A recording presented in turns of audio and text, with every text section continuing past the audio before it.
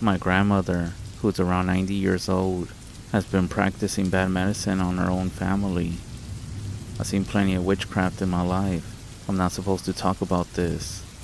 About witchcraft and skinwalkers. They're basically the same thing because they go hand in hand. I've been listening to your stories for some time now, and the thing I like most about your channel is that you speak a lot on native culture, not just on the topic of skinwalkers. But after reading some comments on your videos, it seems like you have people who respect our culture and actually are interested in listening. So hopefully you can share this story with them. Well, actually, it's not really a story. I just want to share something that is currently going on in my family. Anybody who listens to this can take it as wisdom or advice to be careful of those around you, especially of your own family. This is going to sound like one of those generational curses or tales or stories from Disney that the family has been carrying down for generations until it's broken. But trust me, this is not like that. Here in the res, people like to gain other people's powers to extend their own lives. They're basically sacrificing their own family for personal selfish gain. I'm from Winslow, Arizona, one of the bigger towns within the res. However, we stay a bit outside of Winslow, right on Bushman to be exact. We no longer live there, which is why I'm fine if you include that part. My mom left us when I was young. Apparently, she took off to Flagstaff with her new boyfriend. That's what my dad told me, at least. I'm sure there's always three sides to the story. My dad's side, my mom's side, and well, of course, the actual true story. Family drama is real, and who knows what's even true within our family. Hell, even now I'm still finding out some things about my own family. I guess let me go back to the very beginning of how everything started, at least from when I think everything started. Sorry if I keep jumping all around, even though now I believe this has been going on for generations. Who knows, maybe I was just caught up in the middle of something. So I was talking with a friend of mine after we finished high school. Her name is Jenny. She lived in one of the mobile homes on the same street as mine. We actually became really good friends in school, and we were trying to figure out what we were going to do with our life. Not having anything to do at home, we would spend all afternoon chilling outside just talking. Me growing up with my dad only. He wasn't around that much as he was always working, trying to provide for both of us. And well, Jenny, she grew up with some abusive parents. It's the normal life of some young kids from the res. Now, growing up, we were told about these witches, or skinwalkers. As we were sitting outside her home, the air was quiet. It actually felt very cool, and I can't remember how the conversation started, but I did ask her, "So, do you think they're real?" Jenny stopped for a minute, her eyes scanning the area around. "I don't know," she finally replied, "but I heard things about them. Actually, you know what? My mom told me that there's a road that they use. It runs west across I-40, heading down towards the prison right there, across to a place called Clearwater Creek, down to the Little Painted Desert, and on to Dilkin, Arizona. She said the only reason they go by the prison is to do evil to the inmates. She would say that they travel right by our homes here across the field, so I think it's best that we don't talk about them. The truth is that growing up on the res, stories like these were common. They were warnings to keep us safe. The elders spoke of them and would even give us rules. I'm not gonna lie, when she said that they travel by our neighborhood here, it did creep me out a little bit. Just then, I started coughing, a cough that had been lingering inside of me for a year now. Jenny looked at me.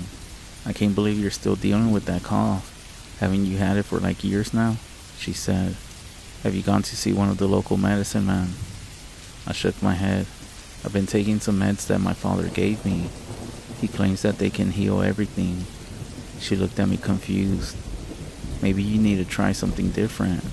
One of my family members was sick for a long time, and it's not until he got a cleansing done that he felt better. I have been sick on and off for the past year, for months now, but every time I took the meds they would help me feel better for a bit, but then I would get sick even worse than before. It was like a rebound sickness or whatever it's called. but it seemed like the medications only made things worse. I had no symptoms when I was off the meds, and felt great until I would get sick again. But when I took them, I would get better, but then I would get worse. It felt like my body was under attack. At some points, it felt like I was just gonna die. It made my body feel very weak.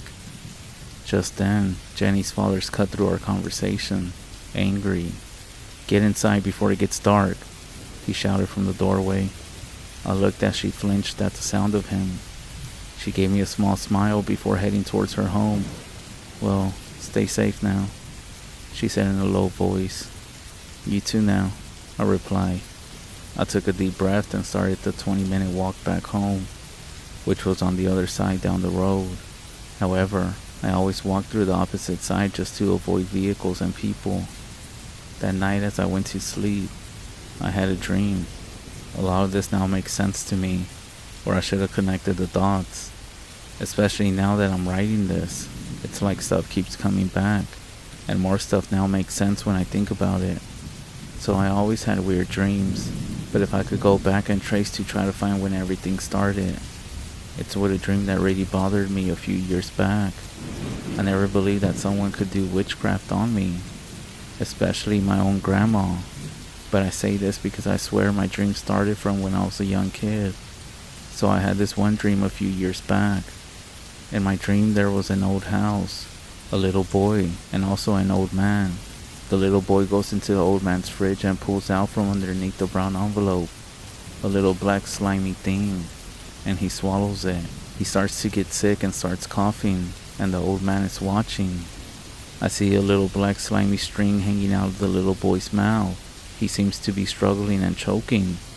I reach for it, and the old man, who is dressed in black, tries to stop me. I'm able to get it out, and it happens to be a black snake. When I get it, the old man disappears, and I wake up. Weird dream, huh? Well, if you aren't Navajo or Native, then I'm sure a lot of these things or these dreams might not make sense to you. Some things don't even make sense to me, but I'll explain more about this later. For the next few years growing up, I had similar bad nightmares. I never did tell my dad about it. Well, it's not like anything would happen. The nightmares only happen once or twice a year. It's not like it was every day or once a week. But on this night when I went home, and maybe it's because of what me and Jenny were talking about, but the dream was of me waking up in bed and something was watching me sleep. It was a big black horse that was standing on its hind legs, and it was about to attack me. Don't ask me how the horse fit in the room, but it just did. Apparently, I woke up screaming that my dad had to come see if I was okay. I don't remember doing this, but I believe him because, again, this was the worst thing I had ever seen. I told my dad it was just a nightmare, maybe even what seemed to be sleep paralysis, and he just told me that he was gonna smudge the home, my room, and also me, because in our culture, we believe that when you dream of an animal attacking you, it means that sickness or something not so good is coming, or that one of them has been near you. That's when I told him that I've been having these dreams since I was a kid, but nothing really ever happened. When I said that, I swear my dad started pacing back and forth thinking, and you would think that I had done the unforgivable sin or something. He then quickly started putting ashes around our place and even on my forehead, apparently to keep the nightmares away.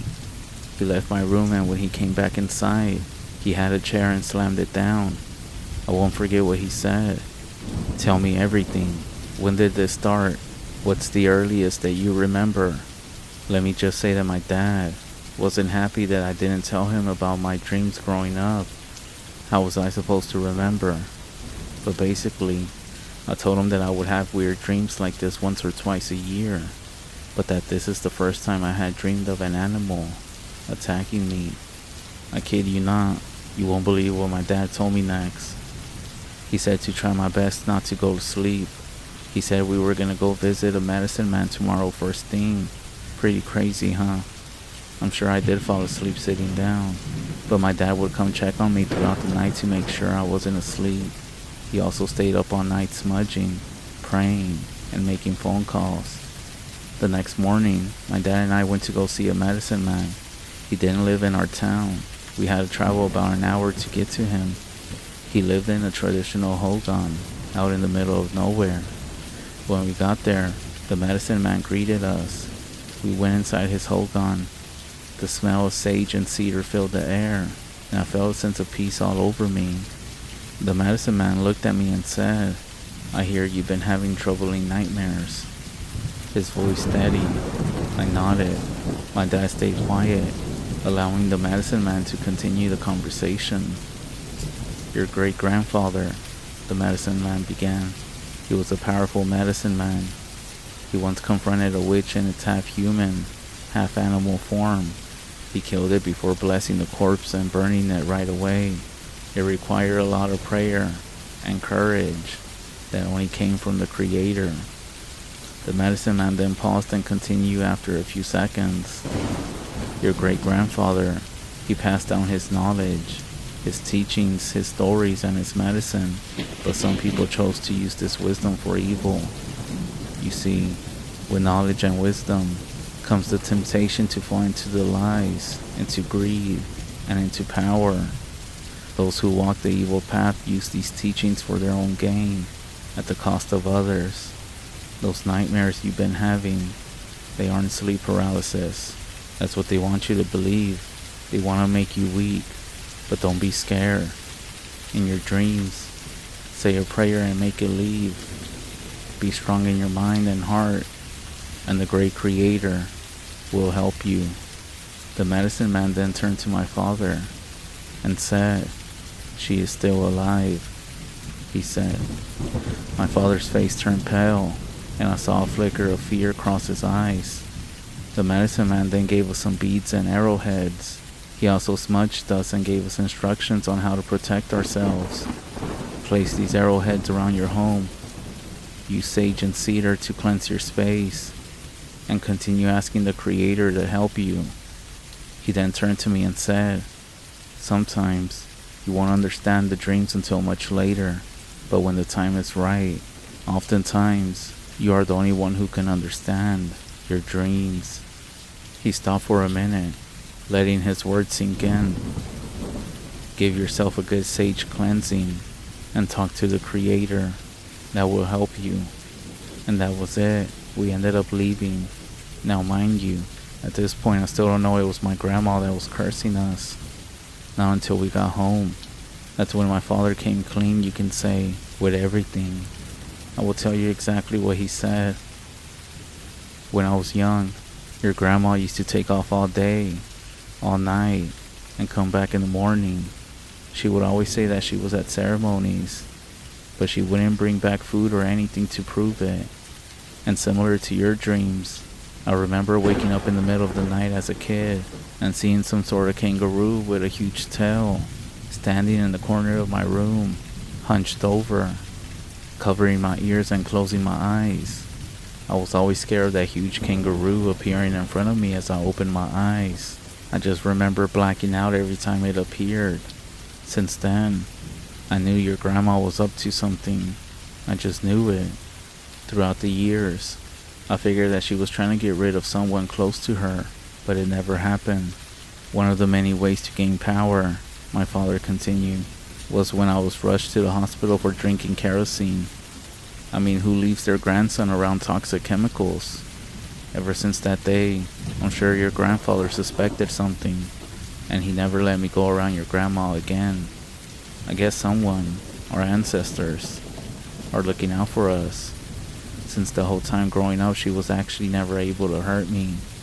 But those around me, like your mom, was a different story. It's not that these people who practice bad medicine can make you do things. There's no way. But it's who they talk with. Those who can have influence over you to do decisions in life that are not the best. Within time, your grandmother just started leaving and not coming home for days. Eventually, your grandfather moved us out to Winslow, and I've been living here since then, which is where I met your mom. Your grandfather seemed to suspect this of your grandmother, so we ended up visiting different medicine men throughout the years. and each one of them has given us hints that it was your grandmother who was cursing us. Ceremonies were performed that lasted weeks, and after some years, everything sort of just faded. Your grandfather eventually passed away, and all the nightmares and weird stuff had stopped happening. More time passed, and nobody heard from your grandma again. Rumors were that she had died or something. That's until earlier this year. I had a dream. I saw your grandmother walk up to the porch of our home, wave her hand over the handrail as if she was casting a spell or performing some sort of ritual. She didn't see me looking out from one of the windows until she knocked on the door and saw me looking. She had a surprised look on her face, like she had just been caught. But I swear this was a dream, at least I thought, until I went to go visit the medicine man that we just went to go see. And surprisingly, he actually knew your grandmother's limits, boundaries, you can say. He told me that after studying and praying, that there was something planted on our front porch that must have been there for many years.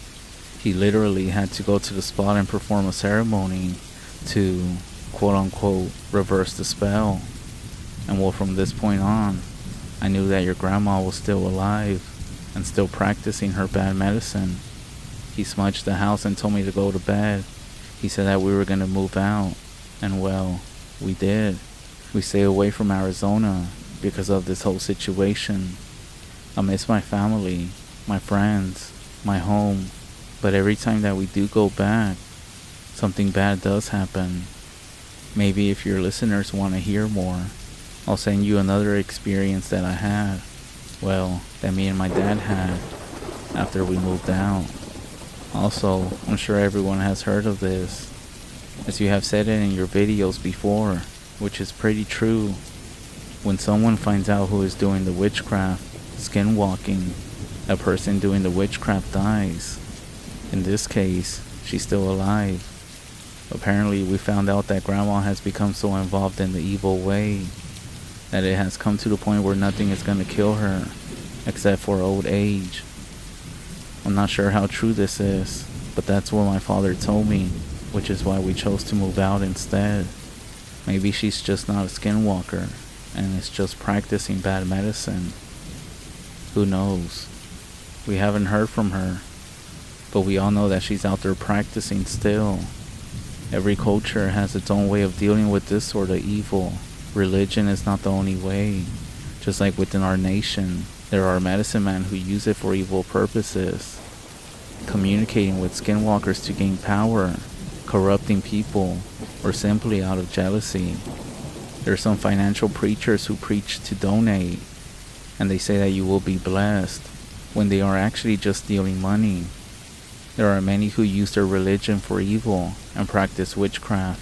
What I'm trying to say with this is that for every good thing, there's the opposite, which is the bad side.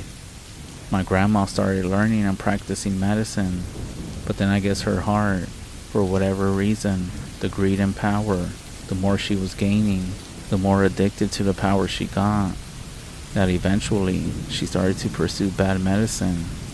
We even found out that she was doing animal sacrifices, which is actually what's helping her stay alive for now. This whole situation, if anything, is just pretty sad. Why does she have to practice on us? I was never able to get that experience of having a grandma, which actually makes me shed a tear.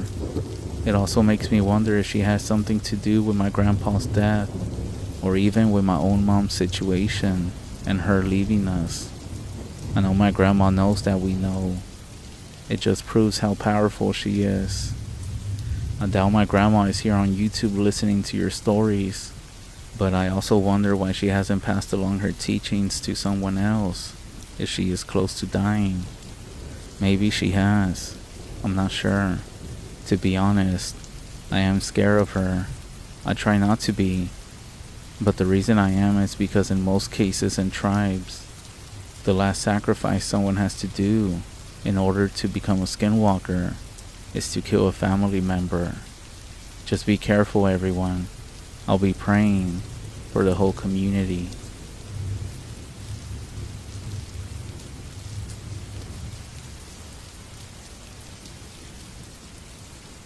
I got a pretty crazy story from a few years back. And by a few years, I mean like 2010. But anyways, me and a group of people that I knew from college decided to go pretty far in the woods for spring break. Some of them were my bros that I had known for a long time, and some were guys that I had only met a few times. There were a few girls. One of them had a family cabin in the spot that we were looking to camp at, and it happens to be the one that we were gonna stay in. My friend Tom is into survival and guns and stuff, and he brought a bunch of emergency supplies, a ton of ammo, and a .308 SCAR. I brought my Glock 17 carry, and two other guys brought their own pistols as well. We were planning on setting up our empty beer cans and shooting them, and just in case of bears and stuff. A little bit of info on Tom. He happens to be a big guy, about 6'4", about 240 pounds, and this guy can fight. He's not afraid of anything. He always goes out pretty far in the woods just because he's that kind of person. My other friend Mark is the exact opposite, and he basically shits his pants if an elevator moves too fast. Needless to say, him and Tom don't get along very well. Everyone gets unpacked. Tom and Rebecca, his girlfriend, well, his ex at the time of writing this, they take a room together. Sarah, the chick that owns the cabin, and her friends took the master bedroom upstairs. Mark and I took another room, and everyone else set up their bed and sleeping bags in the main room of the cabin. The first night, we hear some weird noises off in the distance, but nothing to worry about. The next morning is where things got a little creepier. We wake up to find some blood smeared all over the outside of the cabin. Several raccoons are dismembered and scattered all around the cabin. Mark, as you can imagine, is crapping his pants. Sarah is freaking out, demanding to know which one of us did this sick prank, and for whoever it was to go clean it up. Tom is looking around the perimeters of the cabin, looking for animal tracks, footprints, or anything to explain what happened. The other two girls, Sarah's friends, and the other two guys, one was Tom's buddy Jason, and the other was his little brother David, were most disturbed and grossed out than anything. Sarah was getting angry since everyone was claiming that they didn't do it, and that they didn't know anything about it.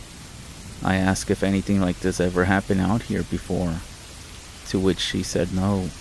Sarah's friends, Courtney and Emily, wanted to leave and wouldn't shut up about it at this point. Tom came back over the rest of the group, saying that he didn't see animal tracks or footprints or really anything to explain what happened. He also sided with Sarah, saying that one of us had done it. After a long argument, we agreed that we would stay one more night, and that we would make sure to lock all the doors and windows before going to sleep. Tom, Mark, Jason, David, and myself got stuck with cleaning up, which took about an hour. The rest of the day was pretty normal. We made a fire, we ate some food, we talked about whatever, and we went shooting some cans. By the time we got back to the cabin from target shooting, it was getting dark, so we started up the fire again and proceeded to eat dinner. After we finished eating and started cleaning up, we heard the scariest bloody scream you can imagine. Seriously, it sounded like a screech through a megaphone. Everyone starts getting scared, including myself. Mark, Courtney, and Emily wanted to leave immediately, and were insisting that we just grab our essentials and leave at this point. Tom had his gun drawn and was looking around and said that we needed to go check it out, because what if someone needed our help? I told him that there was no way that the scream came from anything that's human, but he went into the car and came back with the SCAR and a Remington locked and loaded, and he threw me the Remington. He told Chris that we needed to check out this thing for our safety at the very least. Rebecca grabbed him, not wanting him to go. The choice had already been made. We were gonna go check it out. But before we went, Tom grabbed a flare gun and 3 extra flares out of his car. Then he gave Rebecca his Glock and told Mark and Jason to have their guns ready, and to get everyone in their cars and leave if we weren't back in 30 minutes or so, or to come look for us if we popped a flare. Tom and I headed out towards the direction of the scream. He ended up taking the lead. We got about 3/4 of a mile away from the cabin when we came across a freshly dead deer that had looked like it was clawed apart. Tom looked at it and said that it must have been a bear, and that the screeching must have been the death scream of the deer. It didn't sound so convincing. The whole situation felt weird, and it also felt like somebody was watching us. Plus, the deer was torn apart. It had blood everywhere, and its head looked like it had been clawed off almost completely at the neck. It didn't look like any other bear kill that I had ever seen before. We got back to the cabin and told everyone else what we found, but they were still freaked out. But they all calmed down a little bit when Tom said that it was just a bear that had killed a deer, and that the bear most likely got scared and ran off when it heard us coming. No one ended up getting much sleep that night. The next morning, we heard a scream come from right outside the cabin. It was Sarah. We all went outside and we saw what was more disturbing than the raccoons. The deer that Tom and I had found last night was scattered all around the cabin. Its head was propped up right next to the door, and the rest of it had been more torn up than it was the night before. Now it wasn't just Mark and the two girls that wanted to leave. Now Rebecca, Sarah, and I wanted to get the fuck out of there too. Tom was also on the edge as well. He never heard of a bear dragging his kill towards humans and then mutilating the corpse and not eating it. He wouldn't say, but I could see that he was concerned, even though he still said that we should stay and make the most out of our spring break, to which David actually agreed. He was able to convince Rebecca, Sarah, and myself that we should stay too, even though I could not shake the feeling that something was seriously wrong. I ended up convincing Mark, Courtney, and Emily that we would be fine, especially because we had a ton of guns and ammo. For the rest of the day, everything was normal, other than the fact that everyone was obviously on their toes. We ended up staying in the cabin most of the day, hanging out and drinking. On that night, when we were eating dinner, we heard once again the same bloody scream from the night before. This time I knew it wasn't a deer. Whatever that sound was, it must have been what killed that deer and the raccoons, and it had been stalking our cabin almost like it was stalking us, trying to get us to go out. This time, Tom had his gun right by him at dinner, and I had his Remington. Then, we heard what sounded like whispers out in the forest. Tom stood up, turned on the flashlight that was attached to his gun, and started screaming, "Whoever the fuck is out there, you better come out, or you're gonna end up dead." This was pretty out of character for Tom. He's the most responsible person I ever seen around guns. He wouldn't point a gun into the woods and be ready to shoot, not knowing what was out there. Then, we see something, maybe 100 yards out. This thing had to be 7 feet tall, and was very thin to be a bear. Tom dumped a 20-round mag in its direction. Then we heard it screech louder than ever before. Mark, Jason, and I dumped our pistol mags in the same direction. We got inside the cabin, not knowing what the hell was out there, or if we even killed it. Nobody slept that night, even though Tom said that the only thing it could have been was a bear. I don't believe that, and I don't even think he believed that. That night, we packed up our stuff and we decided that we would leave first thing in the morning. Before we left, the guys and I went to check where we were shooting the night before to see if there was a body or anything, but there was nothing. There were some bullet holes in the trees where some of our bullets missed. We left soon after and spent the last few days of spring break in our dorms, hanging out with each other and just talking about what happened. Sarah, as far as I know, hasn't been back to the cabin, and Mark will never set foot into the woods again. To this day, Tom and I still go camping sometimes, and we even went camping in the same area last summer, but nothing happened. But I'm not gonna lie, the whole time we were there, it felt like somebody or something was watching us, like something was out there stalking us at night, something that's not an animal, and most definitely not human.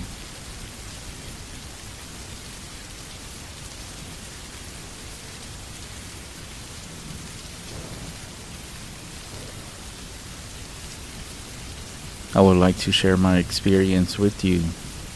At first I thought about asking for it to be anonymous, but the truth is that the few people who matter to me and who will recognize this already know about it. I am a real estate agent. Some time ago, when I changed companies, I was lucky to be assigned one of the most important properties we had for sale. Actually, maybe not lucky, as you will judge. We had many expensive homes, but also simple ones. Among these properties was a very well-equipped cabin that used to belong to a famous singer. It even had a small recording studio. It was a small but very high-end cabin, and the path around it had been built very carefully. Despite everything, it seemed to be in the middle of nowhere. You had to search for it very specifically to be able to get there. At times, the road seemed to end, and also any navigation app couldn't lead you to it. It was surrounded only by mountains, and the nearest town was a few hours away by car. It was a real beauty. It was in the Sierra Madre Occidental in Mexico. From what I heard about what people say in the States, this is similar to the Appalachian Trail, a mountain region that runs through different states in Mexico. It had been in the company's portfolio before I even got there. For several years, the owner had been indecisive and asked not to show it, but finally, it coincided with the day that I started, that he finally made up his mind to sell it. It was going to be difficult to sell. The price wasn't low, and it was hard to get to the cabin. It was for a very specific type of person who had sufficient resources and who was extremely protective of their privacy. When I went to go see it for the first time, I had to be joined by another colleague from the firm. There was no way I could have found it on my own. From that exact time, the feeling of being there in the middle of nowhere was overwhelming. It was just the two of us. There's a sense of desolation that I suppose can be stimulating for some type of people. But to me, it was terrifying. And my colleague felt the same way too. He told me he was grateful that it was now my turn to handle that sale. It was going to be a great commission, but he found no joy in having to go there, especially because he emphasized that he had no intention of going back alone. We reviewed what needed to be renovated and left. My colleague insisted we do it before nightfall. There are some parts where it seems the road disappears at night, and it's terrible. Let's finish as soon as we can, he told me. I noted everything that needed fixing and contacted a contractor who told me it could be done in 2 days of work. I wasn't going to travel there 2 days in a row, so I chose to stay in that house, get ahead on some other work, and supervise that all the repairs were done in the best way possible. Staying there alone was the worst thing that I have ever done. That night, I experienced the most scariest event of my life. I traveled there in a caravan with the 2 trucks of the workers and the contractor. Even though I had warned them, they were surprised by how remote the location was. They actually worked very quickly, in a hurry, but I took that as a good thing. It seemed like they wanted to finish everything in one day, but they were running out of time. I warned them what my colleague had told me, that the road gets very complicated at nightfall, so shortly before 7, they started their journey back. I got stuff ready for dinner, and at a certain point, I even began to enjoy that solitude, everything being quiet. I imagined living in a place like that, at least for seasons, writing or doing something similar. Maybe that's why the singer who had built it was attracted to it. I sat at the table on the white wooden porch. That's when I realized there were no insects. I also noticed that there were no sounds of crickets, no animal noises. I tried to remember if I had seen any animals, but not even a squirrel the whole entire journey from the main road to the hour-and-a-half dirt road to get there. It was at that moment when I thought I saw something. At first, I thought I was being paranoid. You know, those situations that makes you see things when they're not really there. Well, that was the case. I thought I saw a woman's face, completely white, among the branches of some trees, as if there was somebody just standing there, just showing their face. I stood up. I took a few steps towards what I saw, and it didn't move, and I rushed back inside the cabin. I locked the door and I looked out the window, and there was nothing there. After a few minutes, I told myself I was just seeing things, so I decided to go back to work in the studio. The silence in the studio was overwhelming. I felt like I could hear my own heartbeat. I dedicated myself to writing on my computer for a while, until I noticed the light starting to flicker. That's when I realized I hadn't checked the gas in the generator, and I had been using it a lot during that workday. I opened the door, and as soon as I did, I thought I heard some laughing in the distance. My first reaction was to think that the workers had returned, but that didn't make sense. By then, they should have been arriving in town. The same sound happened again, catching my attention this time. I went outside to the porch again. It could have been a bird, maybe making a sound that I could have confused with laughing, but there was no other noise, and it was a strange hour for a bird that wasn't nocturnal to be around. I realized it was coming from the same direction where I thought I had seen that face a few hours before. I checked my phone, only to remember that there was no signal in that place at all. A few kilometers away, about 20 minutes, there was signal at times. I remember because I had stopped with a colleague to send a message the first time we went to the place. For a moment, I didn't know what to do. Should I go to town or back home? Was I really going to drive back 4 hours just to return and make it back by morning? I went back into the cabin and started feeling very anxious. My chest started to hurt. I had no idea what was outside, and even though all logic told me it was just an animal, I couldn't contain my nerves. Without thinking any further, I grabbed my keys and ran to my car. I started driving down the path that seemed denser. I drove and drove until the sound of notifications on my phone started to alert me that there was a bit of signal. It was minimal, but it was something. I opened my messaging app and talked with some of the workers. They told me that they confirmed that they had arrived safely and would see me in the morning.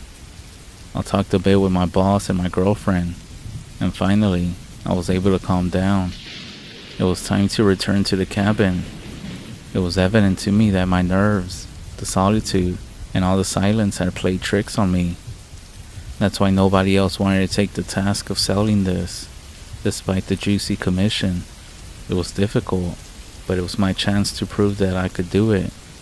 I ended up turning the vehicle around. I had barely advanced a few hundred meters back when I realized I had made a mistake at some point. I couldn't see the road ahead. There was nothing but trees. I had to get out, walk back a few steps, and try to figure everything out. If it weren't for the car lights, it would be pitch black out here. I did find a path about 50 meters back at an almost impossible curve. In fact, there were many entrances that seemed like new roads, but they led nowhere. At least at night they seemed like entrances. I figured that most likely from above, this whole area must look like a maze. I imagined it would look amazing if I asked those who would film the cabin to also take some drone shots of the area. I did calm down, but when I arrived back at the cabin, I noticed that the door was open and the lights were off. None of these things were the way that I had left them. I went in to check and saw that everything seemed normal, or so it appeared. I checked everywhere, but there was no one there. Then, I checked the generator, and it was out of gas. It was possible that I simply didn't close the door, and that maybe the air had swung it open. The lights had most likely gone out because the generator had run out of fuel. I began to convince myself that being full of anxiety and being nervous had everything to do with it. I kept telling myself that it was all just my imagination, that I was alone in a cabin in the woods, far from everything. That was all, and I kept repeating it to myself. I was in the back looking for the gas tank for the generator when I heard something else. The sound of footsteps, as if someone was walking inside the cabin. I rolled my eyes and pinched myself, as they say, to know that I wasn't dreaming and that I wasn't imagining anything. It was real. Someone was walking inside. I walked slowly towards the side. If someone was inside, I didn't want them to see me through the windows. In the distance, at the front, I saw my car just as I had left it, with the door open. I crouched and approached, but I heard the footsteps inside also heading towards the door. I heard them open it, and then I heard someone walking towards the car. From my spot, I couldn't see who it was, but we were less than 3 meters apart. The footsteps descended from the porch to the gravel floor. Not knowing if they would walk towards the side where I was, I dropped to the ground and rolled under the cabin's floor. The space underneath was enough to hide me. I couldn't see, but I could hear the sound of steps going around the cabin onto the gravel path. After some time of listening to them, I focused on making as little noise as possible. I was very tired. It must have lasted about half an hour until I was sure that no one was close. Then, I decided to come out. I approached and closed my car, making sure everything was still there. I went into the house and secured the doors and windows. Everything seemed fine. I did try to stay awake. The plan was to sleep until the workers arrived the next day. They said they were going to arrive here very early, and everything would be fine. I kept repeating to myself that everything was going to be okay. However, around 3 a.m., I was dying of sleep. My eyes were closing. I thought maybe I could sleep in the locked studio and nothing would happen. It had been hours since I heard or saw anything strange. I looked for some water, a blanket, and a pillow, and then that's when I heard a noise. The glass of water fell from my hand. The car alarm had gone off. My instincts kicked in and made me run to the window. And there, illuminated by the flashing lights of the car, I saw somebody running towards the trees. It was a woman wearing some kind of tunic, but something was very strange. Her legs, they were bent backwards, like a dog's legs. It almost seemed like she was running backwards, but it couldn't be. Imagine somebody running towards the trees with their legs backwards. Seeing this almost made me pass out. I let the alarm continue until it turned off on its own. Then I went to the side of the door. I couldn't stop thinking about what I had seen, and I couldn't stop shaking. I'm not sure what happened, but I guess I fell asleep right there by the door.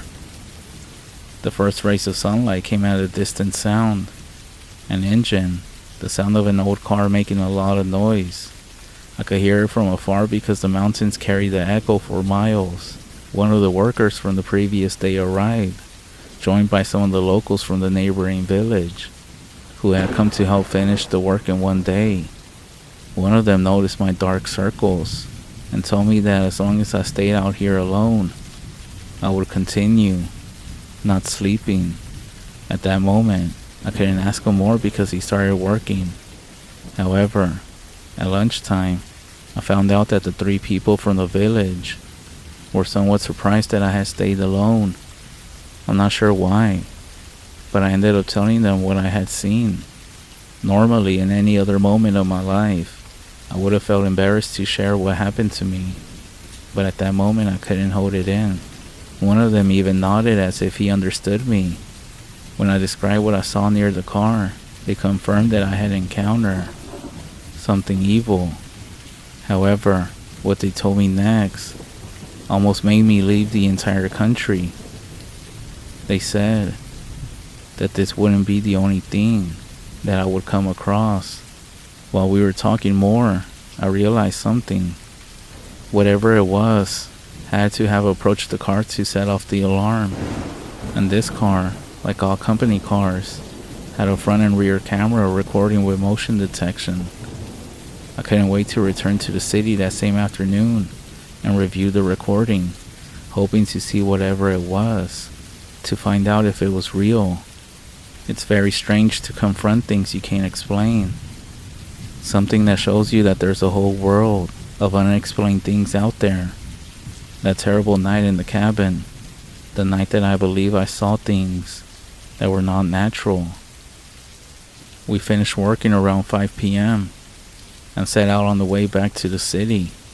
All the workers from the village seemed to be nervous about being there all day. I don't know what happened as the hours passed, but later, It was a feeling that was also seen among everybody, even those who came from the city and didn't know any of the stories surrounding that area, those mountains. Nothing happened for the rest of the day, and we headed out of this creepy ass place.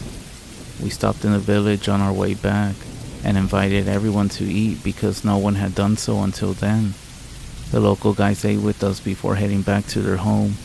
I was very lucky to get their contacts because hours later, when I got to the office, I received a text message from the contractor saying that if they were needed again, they wouldn't go to the cabin. The excuse was that it was too far. They had a contract with us, which they were risking by refusing, and they had already gone to different places even further away. Everything, the whole situation was very strange. I took the car's camera to check if anything happened, but they told me it wasn't working. That was obviously a lie because we always checked it. So I ended up asking the tech support guy to give it a detailed check, saying that I really needed those images from the previous night, and he promised that he would recover them. The following days, I was so focused on other properties that I almost forgot the awful experience I had at that place. That's until my boss told me that someone was interested, and I had to show them the cabin. He also wanted me to take his son Andres with me so that he could gain some experience. Andres was a good, extremely intelligent guy, despite being only 19 years old. Even though most people thought that he was only working there because he was the owner's son, I had the chance to talk with him since we started on the same day. I truly believe he had inherited his parents' talents. I was also grateful that I didn't have to go back alone. It would have been crazy to tell my boss I was afraid of a cabin. It never even crossed my mind to tell him. Maybe that's why it was easy for him to tell me that he had 2 more clients scheduled for the following day, and he suggested that we stay overnight in the cabin to avoid a return trip. Great. I got ready this time around. I brought extra gasoline in case the generator failed or ran out. I carried a hunting knife that belonged to my father, and I also took a small cross that was blessed in the Vatican, which was actually my mother's most prized relic. I took it from the house without telling her, because I doubted she would lend it to me without explaining why I needed it. Andres picked me up in his dad's truck, an all-terrain vehicle built to withstand anything, which actually made me feel a little safe. However, since it wasn't a company vehicle, it didn't have the camera. It was a very nice day for the trip, but as soon as we left the city and arrived at the village, we noticed the black edge of a storm approaching. I called my boss from there and I told him it was likely that we would be hit by heavy rain. And I asked him if he was sure that the potential clients would still come despite that. He said yes, and I mentioned feeling a bit risky about it, and he replied that he had actually let us use his truck to avoid any excuses. I had no excuse. It was time to continue. I tried, without sounding scared, explained to Andres how strange this place was. Maybe I wouldn't have done it, but I felt obligated to notify the local guys that I would be at the cabin again and to let them know. They reassured me, if anything happens, go to the areas with signal, and we'll come. That actually made me feel calm. Andres was a bit skeptical. He was actually making fun of me, but I didn't want to say anything. I prefer to think that nothing would happen, and that I would come across as crazy, rather than him realizing how creepy that place could be. From that point on, I drove because I knew the road, and it was going to get tricky once we entered the dirt road. Almost like it was destined to be. The first drops of rain began to fall. We moved slowly and the rain was still very light. Andres rolled down his window, and so did I. It felt nice. The truck was built for this, so we weren't worried about getting wet. We stopped to enjoy the rain, but then I started to feel something I don't remember feeling before. With each meter that we advanced, it felt like we were heading towards danger, almost like we were walking into the mouth of a wolf, into the gates of hell. That's funny, Andres said. What's funny? I asked. If you look closely towards the trees, it feels like there's people among there, almost like there are faces emerging from the branches," he replied. I looked to the sides, and after a few seconds, I noticed it too. It wasn't like there were real people there. It was more like there was something in the forest, as if there were ghostly figures standing among the trees. But it seemed like an illusion caused by the movement. I can't describe the relief I felt when I realized that there wasn't really any people standing there, watching us. When we got to the point where there was cell signal, I stopped and got out of the truck. I tied a ribbon to a tree, a golden ribbon. I told Andres that in case of an emergency, this was the only spot for miles where he could call for help and communicate with anybody outside of this. "Alright, I'll come running back here to talk with my girlfriend," he said, pointing to his backpack where he had, indeed, running clothes. We continued the journey and finally arrived at the cabin. We got out of the truck and I stayed to unload my things while Andres went ahead with the keys. However, a few meters from the porch, he stopped, staring inside. I grabbed my backpack and stopped next to him. "You feel it too?" he asked. "Yes," I replied. "There's someone inside." It was strange. We could both sense it. We entered. Even though we checked every inch of the cabin, we felt like someone was here. Just as the rain started to pour even more, the client's truck arrived. However, it wasn't the interested party himself, but two people who worked for him. A man in his 40s with the appearance of an old movie accountant, and a young woman of about 25, small and thin, but with a much more imposing presence. From the communication, we realized that she was in charge of all the decisions. Sorry that our boss couldn't come, but he does trust any decision that we make. He asked us to check a few things, and if everything meets the requirements, he'll end up coming with an offer, she said. We had no reason not to believe them. The interested party was the owner of a chain of a regional retail store. They quickly glanced around the inside of the cabin, and without asking us a single question, went outside. It almost seemed like their boss cared more about the surroundings. The man went into the forest, and the woman asked us for some reason to show her where the septic tank was located.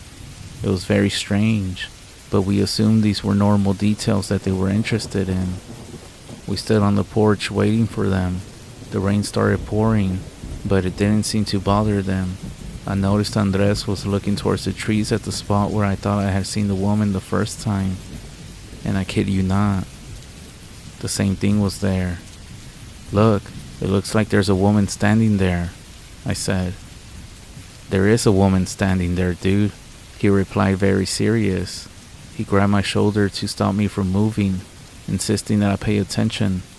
I noticed how that face, which seemed to be formed by chance among the branches, had moved. It turned to the side and disappeared into the trees. Before we could do anything, we heard the man returning through the trees from the opposite direction that we were looking. He shouted to the woman that everything was ready and that he had found it. We didn't understand what he meant. The woman approached them and asked if everything was ready. He replied yes, everything was there, whatever it was. She turned to me and said that her boss would contact my boss. "No, he needs to negotiate with me," I responded. "No, they have to negotiate with me," she replied firmly, and without saying anything else, they headed back to the truck. The man approached us and asked if we were staying the night, and if we wanted to drive together to the village. "We're actually gonna stay. We have to show the cabin again tomorrow, but thank you," I said. "Look, man, we're actually gonna make an offer, but don't stay here," he said, sounding concerned, or at least that's how it seemed like. "Thanks, you can make an offer, but we're expecting one from a client who already visited, and also the response from tomorrow's clients. Try to contact Carlos as soon as possible to give you priority. He's actually in charge of the sale," I said, trying to sound confident. "Y'all two take care on the way back," Andres also said. trying to sound professional. No one had ever visited the cabin before, and we weren't sure what would happen the next day, but it was a good technique. It put us back in the spot of making the actual decision. Do you really think they'll scare us away so we won't show it tomorrow? Andres asked once the man left. Imagine bringing a woman to stand far away to scare us, thinking we believe in the paranormal. Andres grabbed his phone and raincoat, and he told me he wouldn't take long. He was gonna walk to the area with a signal to talk to his girlfriend. I told him it was very far on foot, but he said he liked the rain and the mountains and would be fine. I looked at him as he walked away, but I ran to catch up with him. I handed him the hunting knife and I asked him to take it with him. After I lost sight of him, I went to the truck and got the cross. Somehow, I felt like it protected me more than the actual knife. It was getting dark, and that's when I heard a strange sound coming from the back of the cabin, among the trees, like an animal, but a huge one, almost like a bull, or something like that. I then heard the branches move, almost like something very tall was walking through them. I ran back to the truck, and I parked it closer to the cabin, ensuring it was nearby in case of any emergency. When I got out of the truck, I went inside the cabin. I closed the door, and for some reason, I felt like I needed to look through the window, and that's when I saw it. A figure among the trees. Keep in mind it was almost completely dark outside, and just like that, it disappeared. At this point I was questioning myself if I was going crazy. I sat down for a few minutes, trying to figure out what the hell was going on. And as I was sitting in the cabin, that's when I heard footsteps outside. I figured it was Andres who had came back already, or chose to come back instead of continuing on. But that's when I noticed that the rain had stopped. As I peered out the window to see who was outside, that's when I saw it. Not one, not two, 3 or 4, but 5 figures among the trees. At least 5 from what I remember, moving as if surrounding the cabin. I couldn't tell if they were naked, but they seemed to be from that distance in the darkness. There were some smaller ones and others that were tall, like men and women.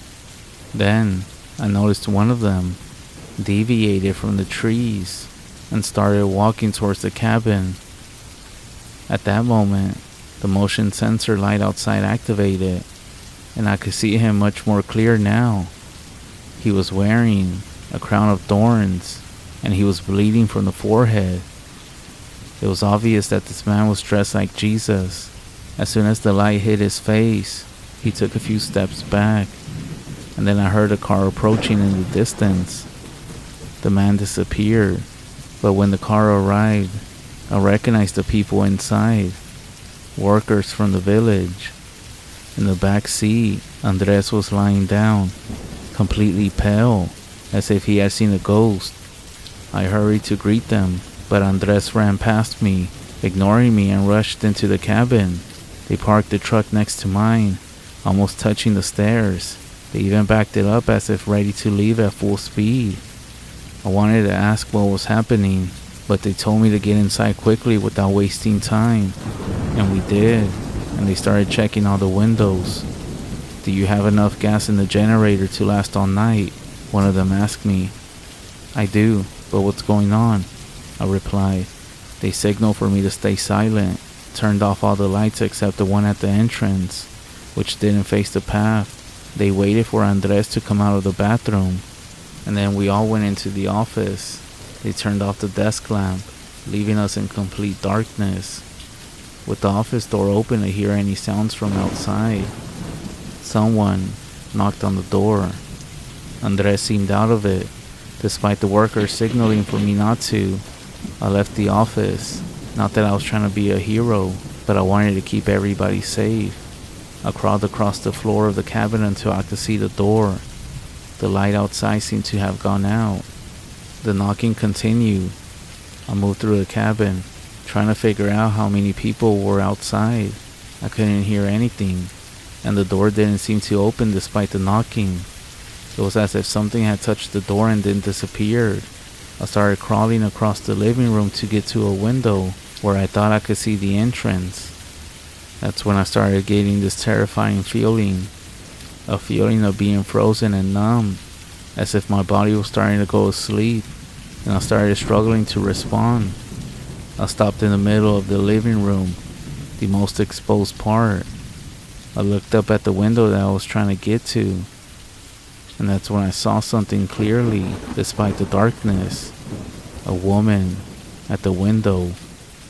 It didn't close completely, and through that small gap, something was trying to poke its head through, staring at me. The only way to describe her is that she looked very demonic. That's when I screamed. They all said that I screamed very loud, but I don't remember. I only remember ending up with broken nails and splintered hands, somehow dragging myself back to the office.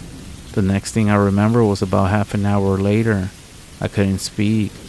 They say that I kept screaming, and that Andres was also in a terrible state, looking for the keys, telling everybody that we had to go. They started laughing, saying, "We won't get far. All the roads disappear at these hours. We should stay here a bit. Maybe in the meantime, they'll leave." I didn't understand what they meant, but that's when one of the workers said to come look out the window, and it'll make sense. That's when we saw figures walking away slowly, taking one step every few seconds. Among them, I thought I saw the woman from the window. She was wearing a mantle similar to the Virgen of Guadalupe, but black and gold. I saw it clearly and connected it to the man dressed like Jesus. I didn't understand what kind of strange, crazy people were around here, where they came from, or what they wanted from us. I had so many questions. Why were the workers there if they were so afraid of these mountains and roads? Why did they even come for us? Could I even trust them? There was no reason for them to lie. They knew we would be here because I had notified them. I know it was a good choice to tell them this because they kept an eye on the cars heading from the village to the mountain. They started telling us that they saw the clients who went to see the cabin for the buyer. When they passed by, they only noted the vehicle. However, when they returned, they arrived at their shop with a scratched and dusty truck, branches stuck to the front. It looked like they had driven through bushes rather than the actual road. The truck was also extremely hot and steaming from the engine, as if it was an old or damaged vehicle, but it was actually quite new. They said that when they saw it going up, it was in perfect condition. That's when the man who got out of it collapsed on the ground, and the woman that was driving asked them to check the damage and to see if they could make it to the city. They asked what happened, and the young woman asked them to just fix the truck enough so they could continue their journey. She walked away to make a phone call. The man that was with her began to catch his breath and told him an animal had crossed their path, causing them to veer off the road and fall into a shallow ravine. Fortunately, the truck managed to climb out with its four-wheel drive. The animal had followed them for some time. Well, there are very few deer around here. I don't know what kind of animal could have made you veer off the road and then follow you through the brush, one of the workers replied. Are you sure it was an animal? Well, what else could it be? The man said, seeming to get agitated just by the memory. We were driving normally when it came at us. It was on two legs, but it wasn't a person. It wasn't a woman, even though it looked like one. Its face was snout, demonic-like. He didn't even have to describe it more. They already knew what he was talking about. Knowing the stories of what supposedly happened to outsiders who venture into the forest. Everyone in the village knew the stories, but very few had actually experienced them. Apparently, even fewer had seen her, if you could actually call her that. But the ones who would often suffer, especially those who came from outside. They couldn't understand why there was so much traffic heading to that area despite the stories. Maybe nobody believed in what the villagers would tell them. I'm not even sure why they chose to come for us. Maybe they liked me.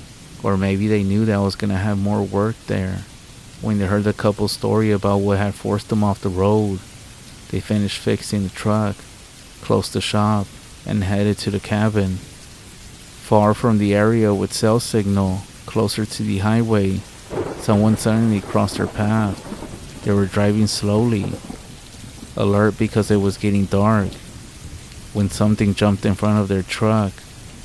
It was Andres, asking for help, terrified, saying over and over that something was following him and that they should turn back and head to the village.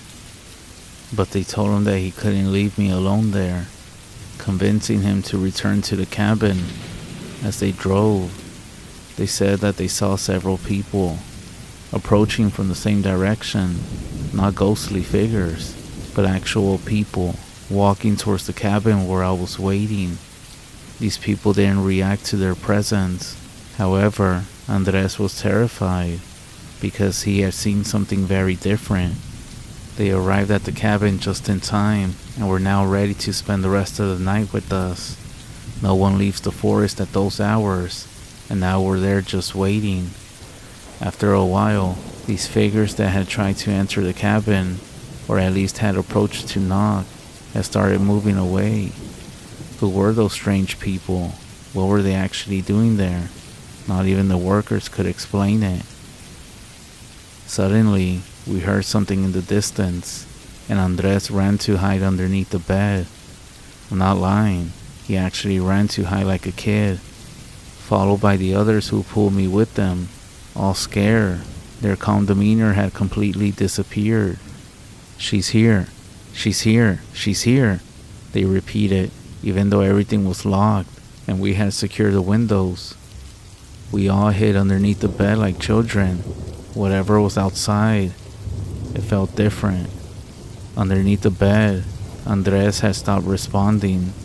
He had passed out, and our instincts were telling us that we were in the presence of something horrible. Then, there was some kind of crying, something that made it clear that it wasn't an animal, for no animal in the world sounds like that. But I know it wasn't human. And then suddenly, everything felt different. I'm not even sure how to explain it, but there was a silence that felt almost like tranquilizing. I stood up with one of the workers, and we approached the door. Somehow, the fact that we were no longer in fear from moments before indicated that it was no longer near. It's like you could feel it inside your chest when it was there, but now it wasn't. We stepped outside and it seemed like there was very little air. We couldn't hear anything, and it was very difficult to breathe. We managed to wake up Andres and got together near the door, ready to run to the vehicles if anything else happened. However, Andres looked very fragile. I felt like he couldn't handle another situation, and I was actually worried for him. I suddenly touched my pocket, and I realized I no longer had my cross. It wasn't with me. I started looking for it all over the cabin, under the bed, on the bed, but it wasn't there. My mind started to clear as I retraced my steps from that night. Then it hit me. We still had to show the cabin the next day. I couldn't return to my boss with just a ghost story. I had to convince Andres not to say anything. We would be made fun of. No one would believe us. I would probably get fired, even if all of us told the same story. Andres fell asleep with a fever, and he started sweating as well. I tried to convince the workers to stay at least until the morning, to just pretend to do some repairs and wait while we showed the cabin. I couldn't leave without doing it, and I didn't want to be left alone if they ended up taking Andres. I convinced them by offering to pay them, as if they had done some repair work. After a few minutes of them talking between themselves, they agreed. By the way, it was only 2 workers. That night was terrifying. Also, there are 2 things I want you to understand. 2 things that I haven't shared yet, and that I don't want to share with the general public. That's the name of the workers. Why? Well, they still live in the village, and it could be dangerous for them if revealed. and the name that the locals gave to this thing that's in here in the forest, well, it's a name that they told me only once that night, and they clearly said that it should never be repeated, especially not outside of here. Anyways, the night went on and we didn't even sleep. As dawn approached, I thought everything had passed, at least for that night. However, something else happened. Just as the other presence had made me feel fear when it was nearby, I had this feeling to look from the window. When I did, I saw it from behind a tree trunk. It was hairless, very pale. The features, the eyes, the nose, and the mouth looked more like black smudges. It was something very strange that seemed more like a vision that you get when you don't sleep. I told the workers to come look at the window, and they did. It was strange. I can't assure you that it happened, but we thought we saw it peek and then run towards the mountain, and it was still naked and thin. That's when the worker said that whenever dawn approaches, there was always somebody heading up to the mountain. They said that's why people come from far away for the door. When I asked what they meant, they only answered that they were talking about the door to hell. It was strange, to say the least. I can describe it somehow, knowing about this belief. I'm not saying that I think it's true. I swear on my children's lives that even I don't know what to believe. Even if I were in your place, listening to the story, I wouldn't believe it. That's why it's so difficult to share it. But I think that no one shares their experiences when something happens that goes beyond a paranormal situation, like hearing voices or seeing a dead relative at home. People are comfortable believing in that, but not something more. Even though the world is full of evil things, spirits and everything, proving it to us every day and every night. Everything changed when I realized I was sleeping a few feet from a door to hell, and yet nothing was happening. The last minutes of darkness that night were peaceful. When the dawn came, we had breakfast with coffee and cookies, the only thing that we had available. By 9 o'clock, the two workers started cleaning around the septic tank in the back, pretending to do some repairs. Right at 9, we saw two new black, current year model trucks arrive. The windows had that super dark tint that you couldn't see inside. We knew right away that these might be very special clients. I approached them a few feet to welcome them. Andres was still very unwell, trying to compose himself inside the cabin. From one of the trucks, a short man with a military haircut got out, and he walked to the second truck, where someone rolled down the window slightly. He made a signal and two more men got out of the first truck. It was clear to me now that they looked more like bodyguards or military personnel than assistants, unlike the ones from the previous day. They said they would inspect the place. I tried to give them some information about the purchase options, but they said everything was already arranged. "Do you want to hear a tune?" the first man who got out asked with a smile, referring to a hit song by the singer who owned the place. Honestly, I said I didn't. His smile faded, and they headed to the back. Another man with the same look got out of the truck and stayed back, and started walking towards the forest. At that moment, I realized that they were looking for the same thing as the previous clients, but that only raised more questions about this place, about what it was, and what could actually be out here. As I continued looking, the somewhat friendly bodyguard approached me again. "Do you think it will interest your boss?" he asked. "People have shown a lot of interest," I said. Without responding, he walked into the cabin where Andres was still pale, sitting in the living room. "Is he alright?" he asked, sounding concerned. Andres, still in a terrible state, looked up and nodded weakly. "Does he need anything?" the bodyguard asked. He replied that everything was fine. The guy continued walking, closing the door behind him. He didn't even try to hide what he was doing. He started kicking the floor as if searching for something. Then, he opened the door and told me, Crazy people, huh? He kept smiling and left. I didn't even dare ask him anything. When I stepped out, I saw two of the bodyguards checking the workers' credentials. I told them everything was fine and that they were trustworthy.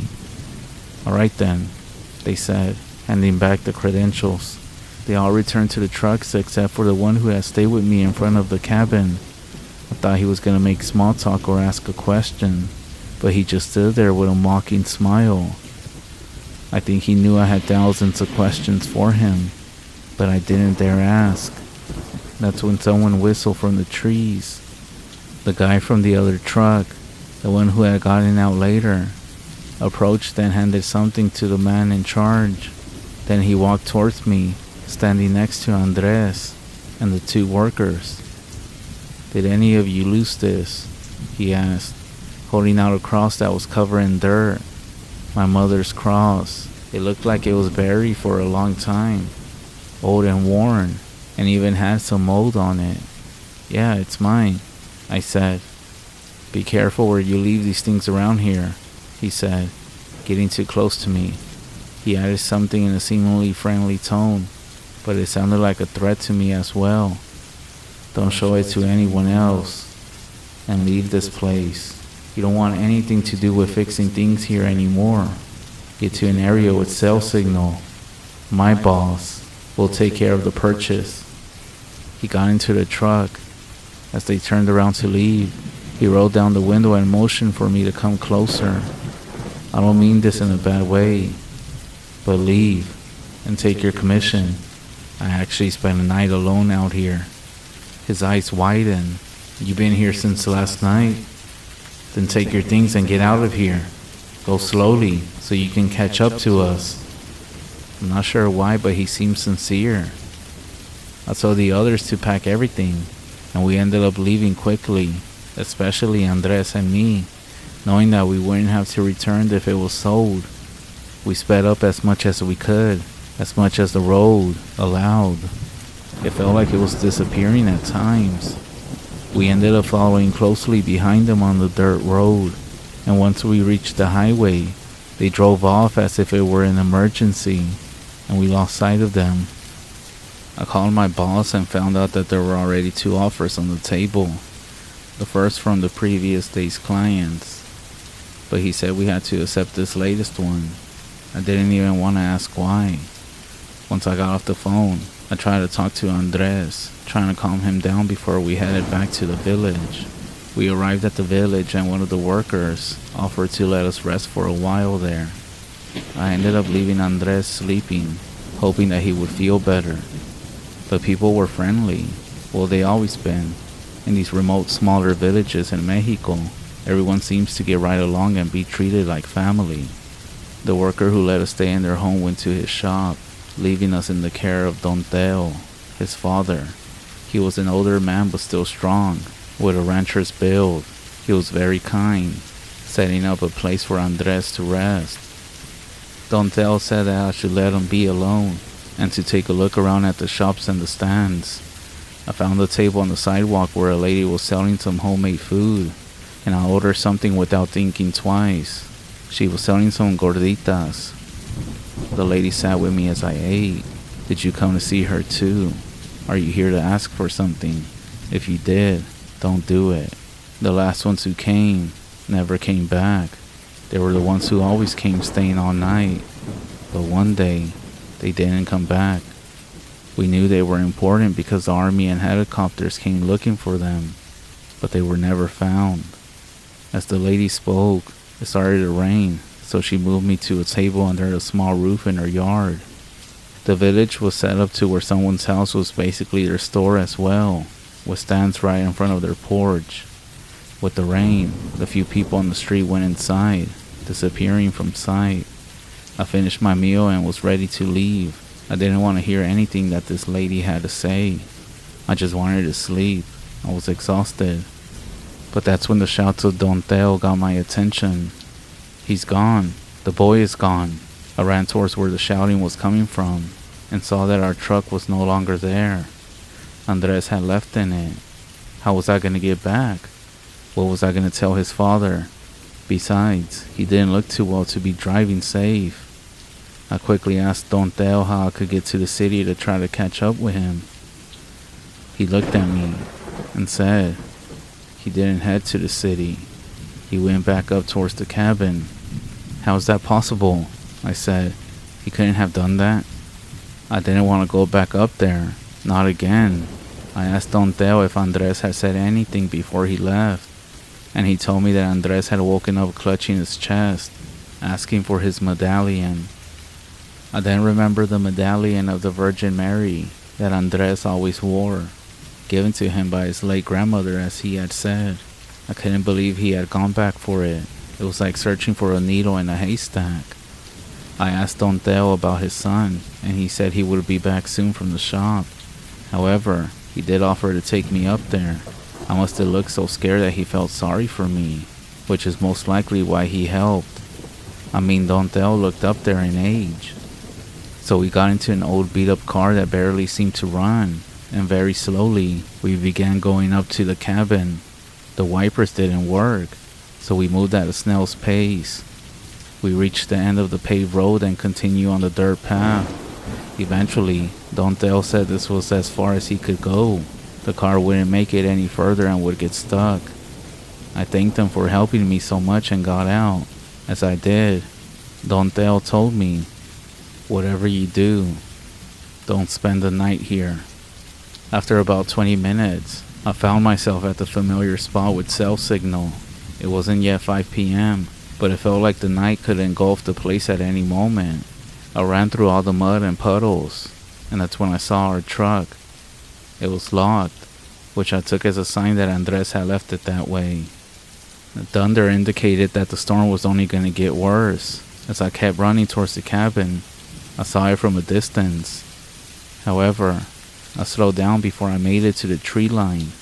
On the porch of the cabin, I saw something. It was that woman. That horrible, disfigured woman. She was sitting at the front porch. She was looking down, but I could tell she was smirking. I hid behind a tree, peering out cautiously. I realized I was at the very tree from where those things had been watching the house. I looked around nervously, feeling like all hell was going to break loose. The cabin was not an option. There was no way I was going to go into that cabin, and I wasn't planning on getting any closer. And where the heck was Andres at?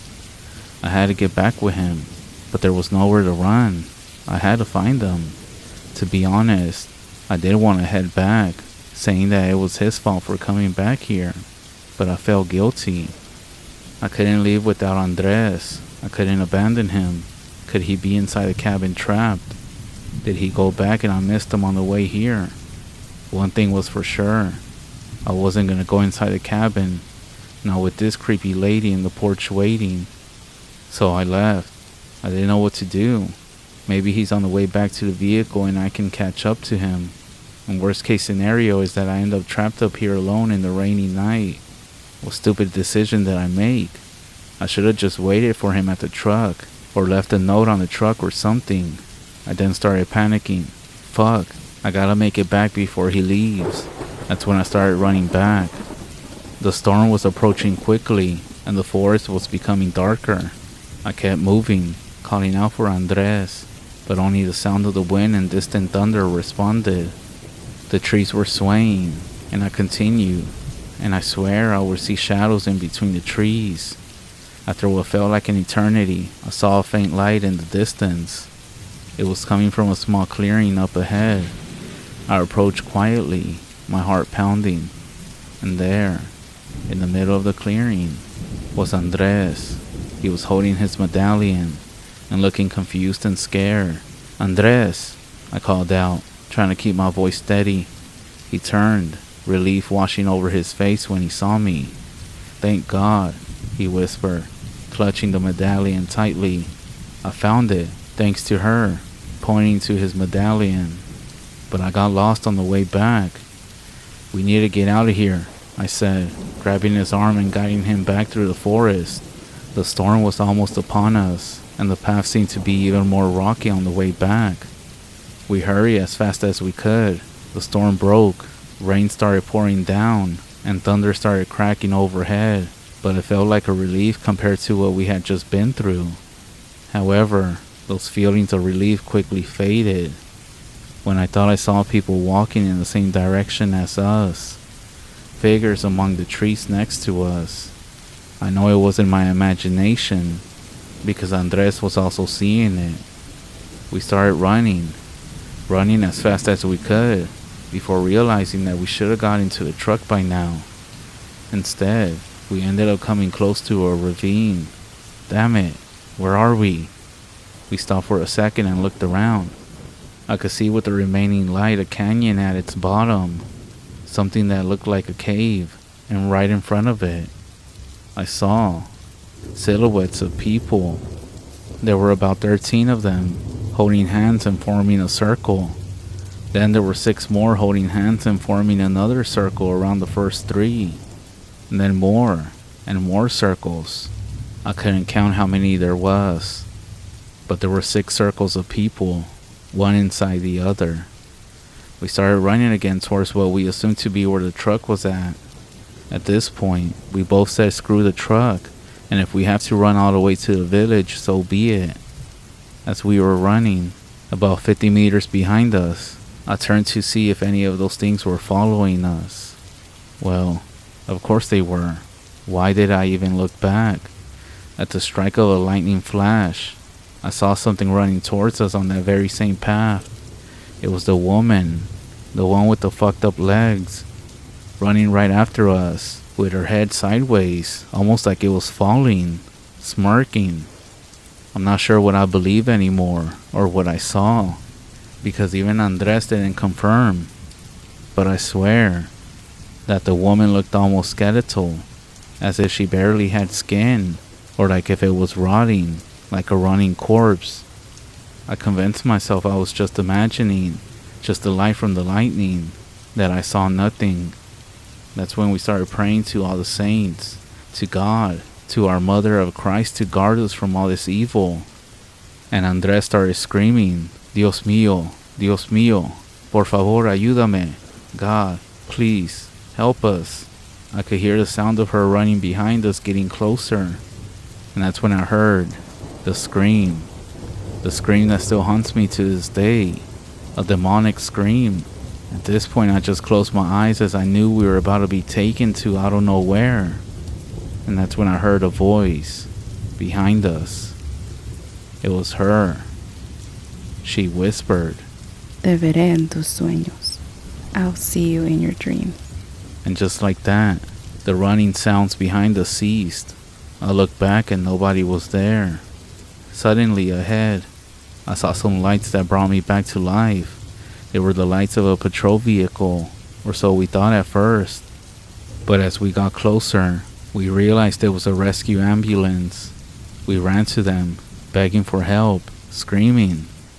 Don Teo was standing there beside our truck with 2 paramedics. At this point, Andres was yelling for help as we got to the clearing. The paramedics checked us, attended to us, and one of them took the keys to our truck and drove it behind the ambulance back to the village. We were trembling so much we couldn't have driven. We were in the back of the truck. Alright, let me explain. This isn't like the States. We're in a remote village where the ambulance is not a covered van. This was a makeshift truck with a high tarp over the bed. Don Teo had mentioned that he had to beg and beg for responders to go up to the cabin, as it was forbidden. But the ambulance that the village uses might have been able to go, and he pretty much had to convince them to come. I told the paramedic about the people we saw, that there were a whole bunch of people back there, like some secret cult or something. No, brother, he said. Nadie va allá arriba. No one goes up there anymore. All the roads are closed. The last ones who went up there never came back down. We got to the village. They waited for us to ensure we could drive, as we were ready to leave at that moment, after calming down a bit. They were trying to convince us to spend the night. We kept insisting we saw people, swearing we saw something very strange as well. The young paramedic who drove our truck, a medical intern, said, "Look, I'll be honest, we don't believe in that stuff. but we can tell you what the locals have told us. They say those people are dead. Strange folks who used to come here and then suddenly stopped returning.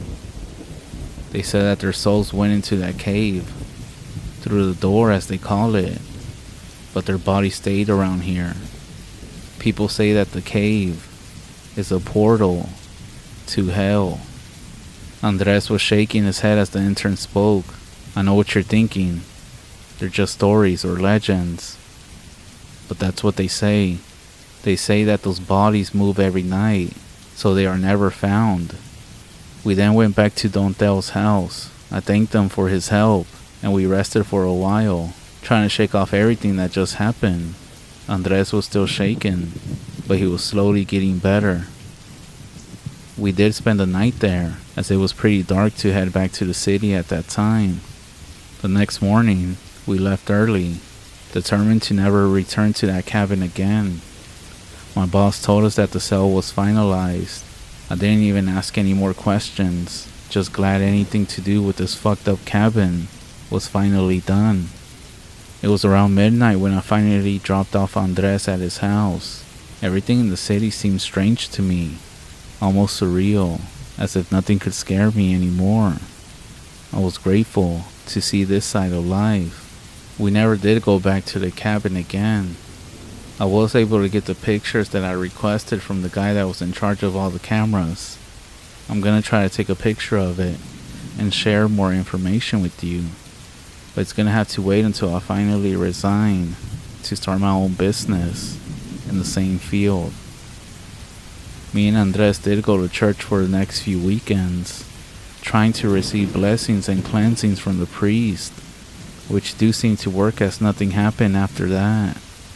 However, there is one thing that still scares me to this day, and that's every time that I'm gonna go to sleep, I hear those words, the words of that lady. Te veré en tus sueños. I'll see you in your dream.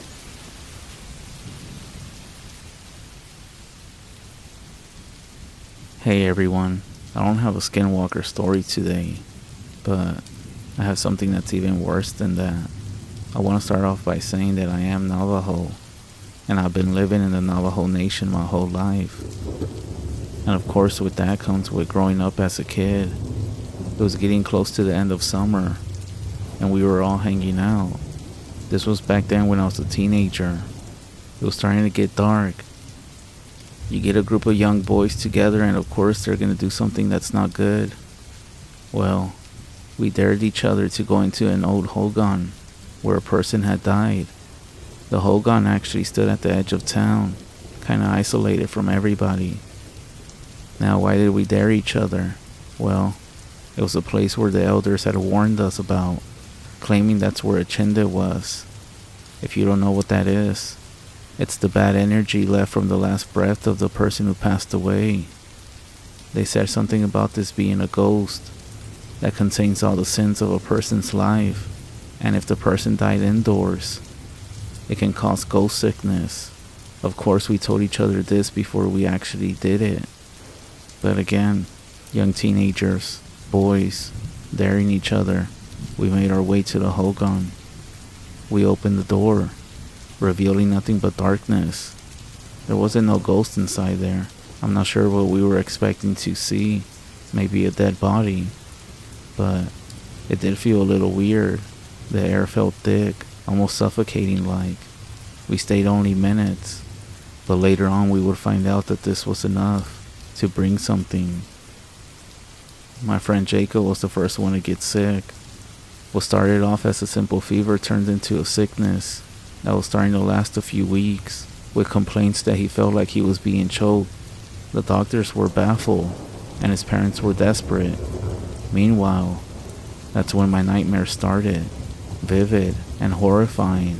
All nightmares about the hogan, and seeing what looked like a creature inside the hogan, but the dreams felt real. I was planning on telling my parents about this, and I guess be grounded for about 6 months or so. But before I did, somebody knocked at our home. The parents of Jacob stood at the door. Their faces were full of fear. They had a quiet conversation with my parents outside. After about 30 minutes or so, my parents came inside. They called me to the kitchen and questioned about everything that we did. They explained the seriousness of our actions and what we had done, the danger that we had invited by entering the Hogan. The Chinde wasn't just a ghost. It was the evil itself of a person, a spirit that we didn't see that was lingering around the Hogan. Even mentioning the name of a dead person can bring a Chinde to you, which is why you should never speak of the dead. Anyways, my parents ended up calling the medicine man. The ceremony was arranged pretty quickly. He performed a cleansing rite with sacred herbs, filling our home with smoke and the scent of juniper. As the ceremony finished, everything did feel different. Jacob also had a ceremony done. The nightmares that I was having went away, and Jacob ended up getting better. There was another friend that was with us, and I'm not sure what happened with him. Him and his family ended up moving out the res when summer was over, so we never found out what happened with them. Yeah, we learned the lesson alright. And on top of this, we were told to never speak of that night again. And so with that, I'll leave you with this warning. Beware the places where somebody has died, for within its walls lingers a Chinde, an evil spirit born from the final breath of that person. If you enter the place, nightmares and darkness will haunt you. Some doors are best left closed, and some spirits should just be left undisturbed. Say a prayer after listening to this story.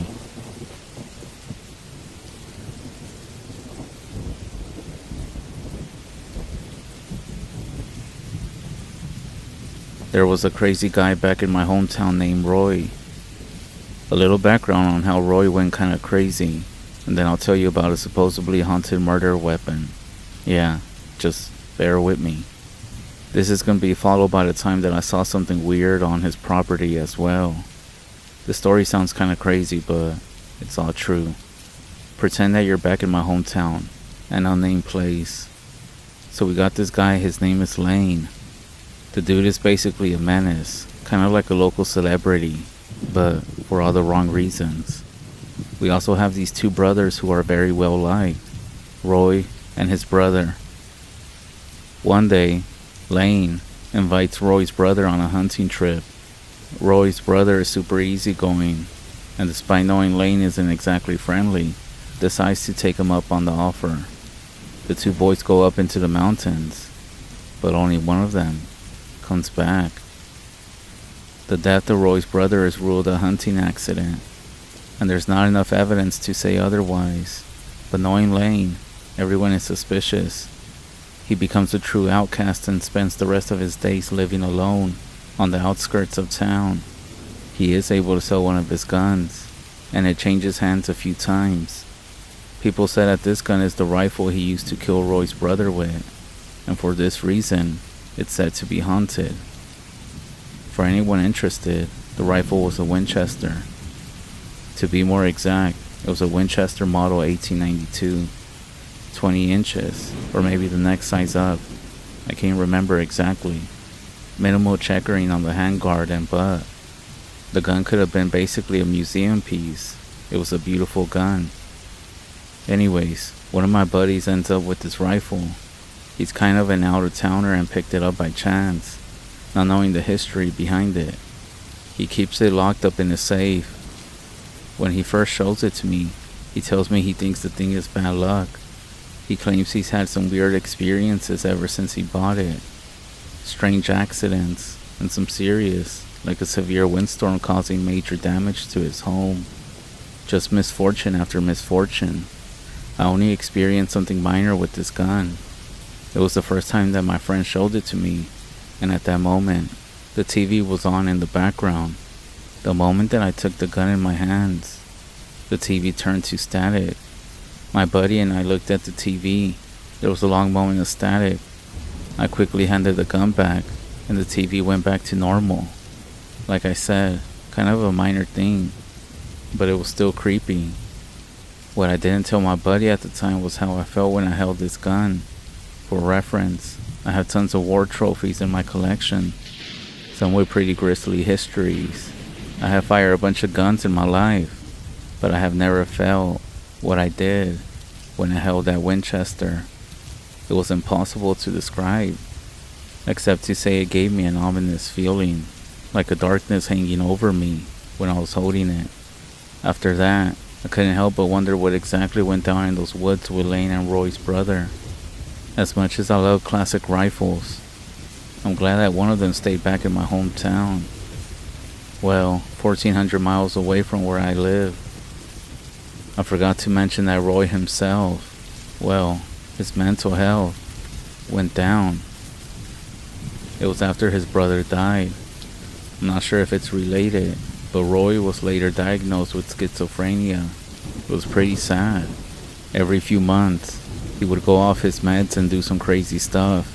For example, one time, I found him attacking an asphalt road with an axe. He was screaming about zippers. Apparently, he believed there were underground tunnels all through town, leading directly to his little shack. He would say that zippers, at least that's what he called them, which was basically a thief, would use these tunnels to sneak into his place, steal his stuff, and disappear before he noticed. He also sometimes claimed to be a reincarnated soldier from the Union Army, named Robert G. Steen. He would even spell it out, Steen. So yeah, it was pretty bad. Roy went from being the most well-liked guy in town to being banned from just about every public space. He and that evil guy Lane became our town's outcast. Anyways, my family and Roy's family had always been super close. After Roy went schizo, my parents had me check up on him from time to time. I would deliver water to his shack and also see how he was doing. I actually didn't mind doing this, even when he was off his meds. He was always very friendly with me, no matter what state he was in. He seemed to remember me and said I was a good person. However, he would still do some weird stuff. One time, I was at his place, and he offered to show me the room, where he said that he spoke with the devil every night. I declined. Back to my sighting, I was delivering water as usual, and this time, I had one of my friends with me. When we got to Roy's place, we found that he had ripped up all the floorboards in his shack to expose the underground tunnels used by the thieves, or zippers. He had tossed all the wood outside and set it ablaze in a bonfire. Being off his meds made Roy a serious talker, so my friend and I stayed for a little bit. It was getting towards the evening, and Roy was starting to ramble about some weird stuff, about something in the woods. The flames of the bonfire were still going on. That's when he looked at us and began to ramble about the strange and terrifying things that he has seen. He would say, "Did you know the trees have eyes?" His voice low. "They see everything that happens in these woods." Sometimes, late at night, I hear them whispering. They tell me things, secrets about the people in town, dark, terrible things. Roy's eyes then started looking around as if he expected the trees to start speaking at any moment. He continued, his voice growing a little bit stronger. "And the tunnels, they aren't just for the zippers. No, there's something else down there. I hear it scratching at the walls at night, trying to get out." My friend and I looked at each other, but Roy was lost in his own world. That's when he started talking about the night that he met the devil. "He comes to me in my dreams," Roy said. "He stands by the tree sometimes over there. Other times he sits down over here and whispers stuff to me. He tells me that my brother's death was just the beginning. But sometimes I see shadows moving in my shack, even when the fire is out. They creep up on me, trying to drag me into the darkness. I know they have been sent by Lane, trying to finish what he started." The woods around us grew darker, and yeah, we should have gotten up by now. There was a moment of silence. Roy's head then snapped up, and he looked directly at me. "Do you believe in curses?"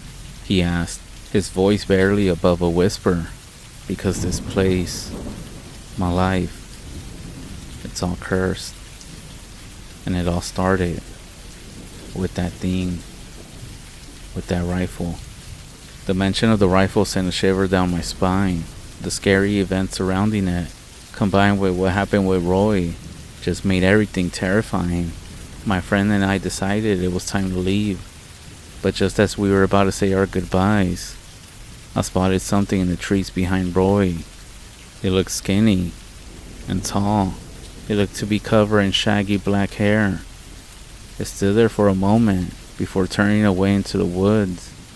After it disappeared, I was staring into the trees when my buddy tugged at my sleeve and asked, "Did you see that too?" That moment gave me goosebumps. Believe me, the two of us had a long, silent, and very intense car ride home that night. We didn't even talk about what we had seen until we were back inside the house, feeling safe. After talking about it, I gathered that my friend only saw the thing after it had moved, but I got a better look at it. We talked about what it could have been, but we couldn't think of any explanation that fit. Eventually, we just dropped it. These days, that patch of woods is abandoned. Roy's shack was demolished a while back, and the road leading up to it is blocked by fallen trees and old abandoned cars. It almost looks like the road was blocked by junk, maybe to keep people away. Who knows? I never did hear about Roy again until recently. He passed away. The rumor, or the story, is that he committed suicide. As far as that thing that we saw, we never saw it again. I guess just be mindful of stuff that you buy, or if it's given to you. You never know what's the history behind it. Be safe.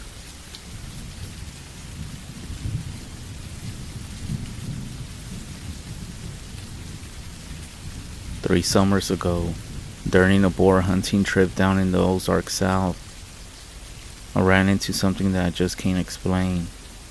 I just got back from college, and I really wanted to get out in the woods, and I was really bored on a Friday night. So I chose to head out super early the next morning for a boar hunting trip with one of my best friends. We'll call him JD. Now, I've been hunting in deep south swamps all the way up to Alaska, and JD is an Eagle Scout, so he's not really prone to being scared so easily. We pack our stuff up and we leave his place around 12:30 a.m. After stopping for the breakfast of champions of beef jerky and also some energy drinks, we arrived at the area around 2 in the morning. Now this area that we're hunting in is very nice. We hunted it before many times in the daylight. We seen tons of deers and squirrels and even a baby fawn. We pulled in off the gravel track about 40 miles from town and 3 miles from this gas station, which doubles as a deer check station. We had a mountain lion walking our tracks on a previous trip at one point, so we rolled the windows and tried to take a short nap before the morning. Right away, we were hit by this nasty, sickly smell. I just brushed it off, making a dumb joke like, well, you know, just some wet deer. This just means that our smell won't travel too far in this heavy, damp air. JD looked at me and said, "Bro, that smells like death, putrid, like a cow that's been in the sun too long." We end up staying, choosing to stick through it. The smell ends up becoming very strong, but at the same time we didn't want to go around in the woods. You know, there's mountain lions that can follow us on the day or night, or even worse, being accused by some forest ranger. So instead, we decide that we're just gonna take the drive down to the gas station. However, JD's vehicle won't start up. Well, I guess it's gonna be sleepy time, followed by hunting, while we wait for a hillbilly mechanic to come and jumpstart this car. All the while, the smell just seems to be seeping through the vents and the cracks in the windows. It gets to the point where I'm just retching in the car. Enough is enough, and we both decide that if something had gone and died, we prefer not to be stuck next to the rotting corpse. So we get out of the car. We're parked in the middle of this gravel kind of parking area.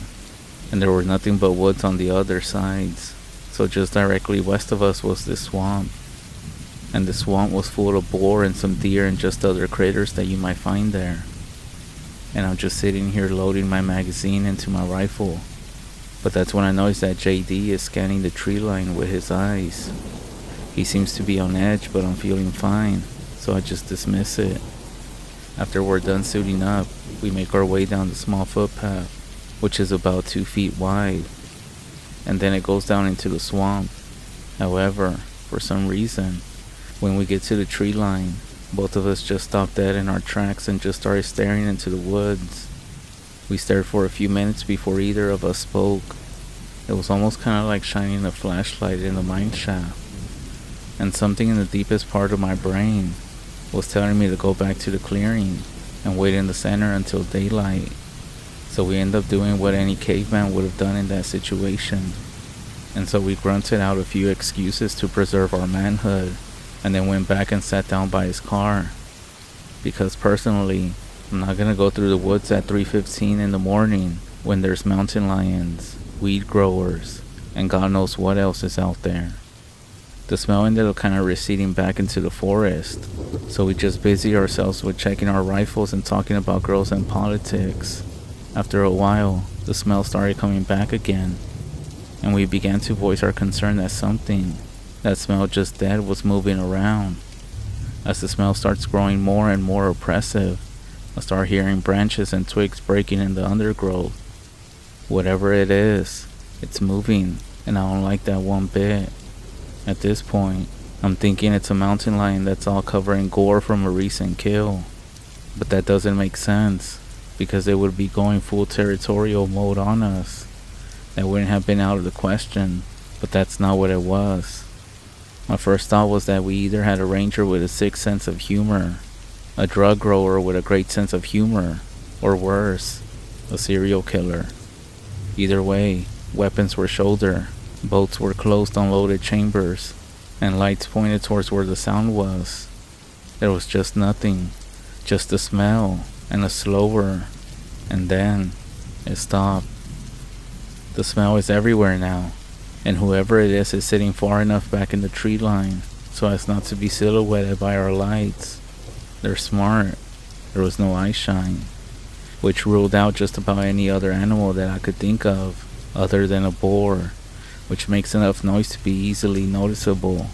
Once again, the caveman brain rears up deep within me and tells me we need to build a fire right now. So what do? JD and I build a fire. Throughout this whole affair, other than a few moments, we've been mostly quiet.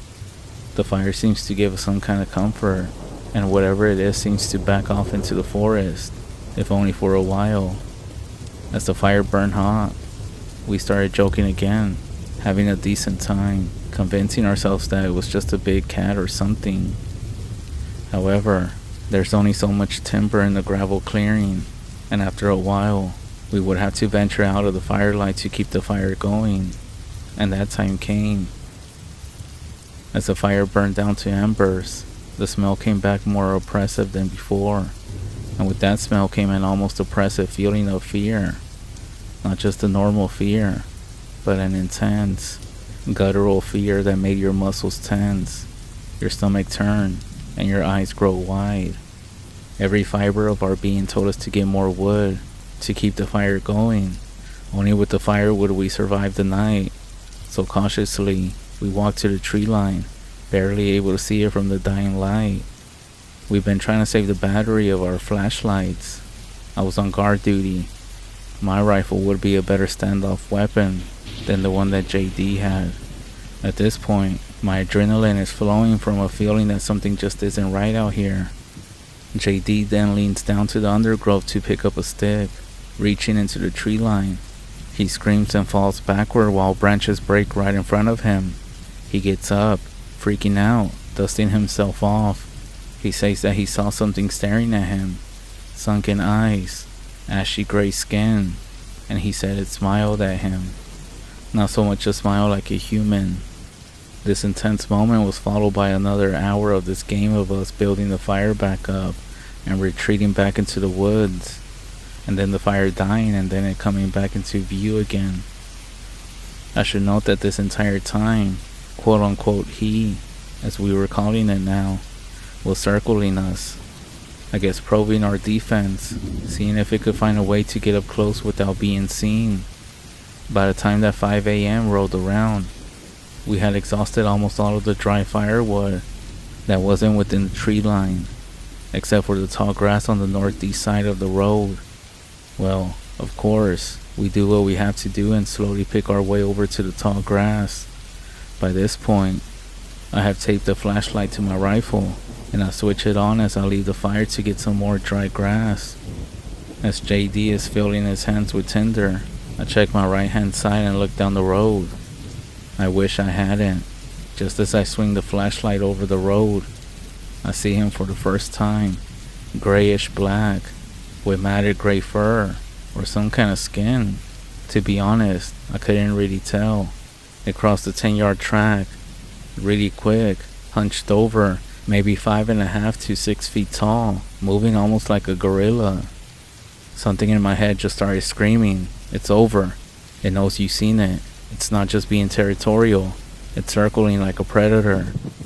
We ran back to the fire and popped the dry grass on top and waited for the smell to recede. Except, it didn't.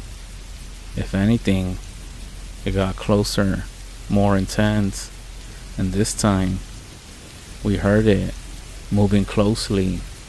So we pushed out and got into the trunk of JD's car and listened as it passed behind and in front of his car and back into the trees. I decided that we either make the 3-mile run down the dark countryside to the gas station and pray that the lights are still on, or we build a fire big enough that one of the farmers or someone driving on the main road can see it. We end up deciding that sprinting the 3 miles to the dark countryside, guns on our backs, could get us devoured by whatever this is, or shot by a farmer. So we did the next best thing. I pulled a small tree out of the ground. I'm not talking about a bush. I'm talking about a small 8 to 9 foot tree. It's amazing what adrenaline can do for you. So much adrenaline that your facial muscles are drawn tight. Your eyes dilate to nearly black. In any case, the fire burns bright, very bright, and after a while, he retreats further back into the woods, and this tree happened to burn for a long time. Eventually, maybe 30 minutes after throwing the tree on the fire, these 3 lifted trucks came barreling down the road and into the gravel parking area. The first truck had an insane amount of those off-road lights on the bull bar and on the roof, which actually lit up the whole area like it was the sun. The smell instantly goes away, but still, no one gets out. Then, a man wearing a National Guard t-shirt and ACU pants hops out of the second truck with his hand on his hip. He had a concealed pistol. He questions us for about 10 minutes, makes us disarm and clear our chambers, and set our rifles in JD's car. He tells us there's a burn ban on, and we shouldn't be out here screwing around. We explained that our car died, and we came out hunting and made that as a single fire. He just looks at us strange whenever I say the word hunting. He walks back to truck number 1, and comes back and tells us not to come back there unless we have all of our ducks in a row. The third truck drives over, and a man hops out and starts to jumpstart our car.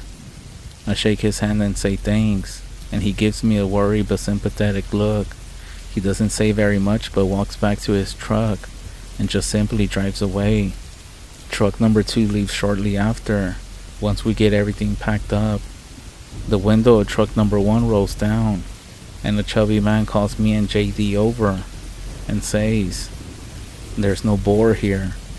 If you're hunting for boar, you best be looking further down the road, at least at the other end of the county." Now, I know there's tons of boar here. I'm not gonna mouth off to the hillbilly militia that just saved my life. So I thank him for his advice. JD and I get back in his car, debating whether or not he had gone away with all the commotion. Just as soon as the big man had pulled out, the smell returned yet again. Fuck no. We hop on the gravel road, drive down the highway, past a few farms and make our way towards the border of the county. We noticed, however, that were still being followed by a small white Honda. And guess who's sitting in the front seat? The big guy and the other hillbilly militiaman. They follow us all the way out of the county and then simply turn around. I'm not sure what me and JD saw out there, but one thing's for sure, I'm never going back into those woods again. As far as those men go, well, I'm not sure who they were. If you all have any ideas, let me know.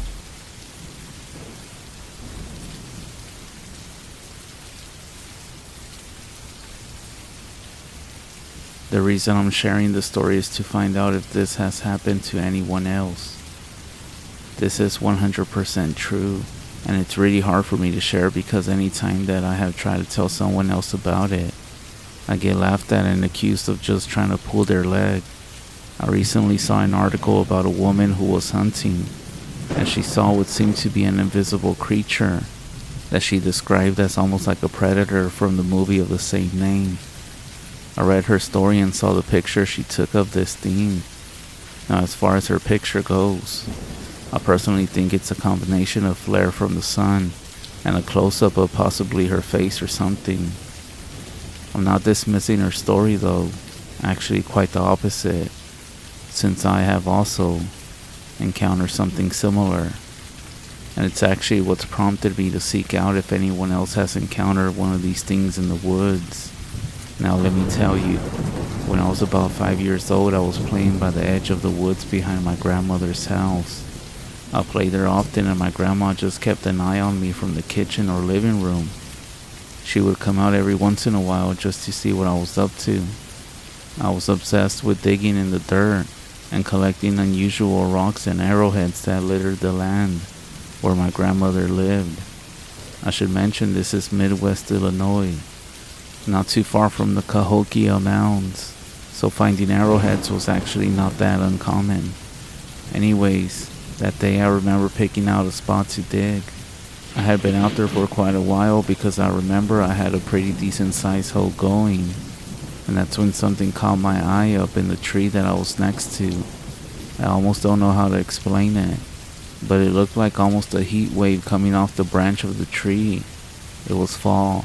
I remember this because I had my jacket on, and I remember thinking that my mom was going to be pissed at me because I had dirt around the bottom of the arms from digging. I also remember there being a lot of leaves on the ground. Anyways, I am staring at this quote-unquote heat wave, and I realized it has a human shape. So here I am, 5 years old, and wondering why there's an invisible man in the tree. I remember feeling scared but unsure what to do. Then, it started moving and making a faint clicking sound. That's when I decided that maybe I wasn't supposed to be seeing this, and so I hightailed it back to the house. My grandmother saw I was pretty shaken, and I remember telling her that I just saw an angel. In my 5-year-old mind, I didn't know what else it could be.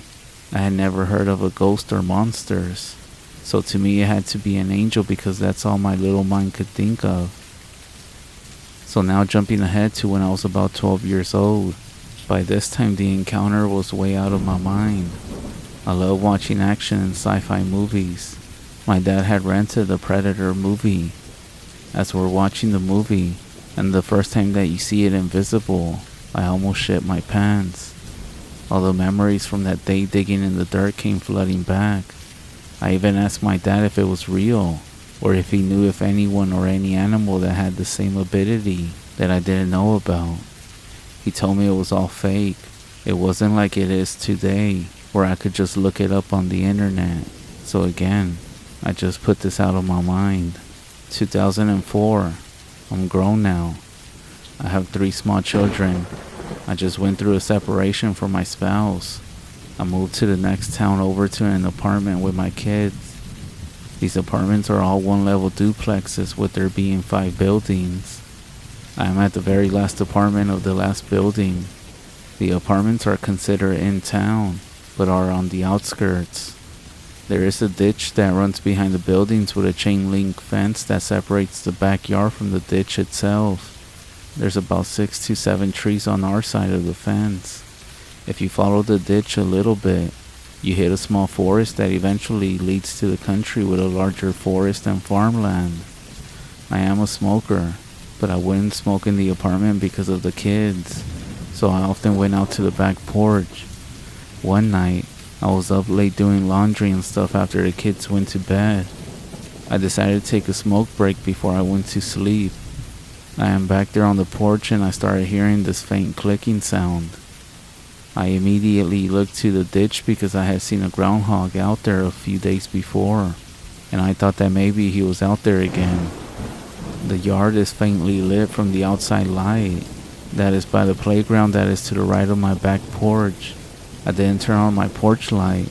I didn't normally if I was just going out for a quick smoke. I didn't see any groundhog or movement from the ditch, so I go back to smoking my cigarette. The clicking sound keeps happening, and a slight shift of movement makes me look up into the tree to the left of my porch, and it's there. The same invisible thing I had seen when I was 5. It's like a distortion, but in a humanoid shape. It was crouching down on the branch with an arm out, holding onto the trunk of the tree. I couldn't believe it. Is this really happening? As it came to kill me from seeing it all those years ago. All I could think about was my kids in the apartment sleeping. So I ran inside and slammed and locked the door. I ran to the kids' room and I made sure all the windows were locked. Then I just turned out the lights in the living room and I started staring out the blinds towards the tree to see if I could catch another glimpse of it. I sat there for about a good 10 minutes and I couldn't see anything. I began to think that maybe I was just tired and that my head was playing tricks on me. Just as I was finally talking myself down, my neighbor's dog comes running across the yard and starts barking at the tree, at the same branch that I had seen this thing at. That pretty much freaked me the fuck out because this dog was not a barker. I had actually never heard him even bark at anything, even at the groundhog that had been hanging out in the back. This barking went on for a few minutes until I heard the neighbor who owns the dog call him back inside.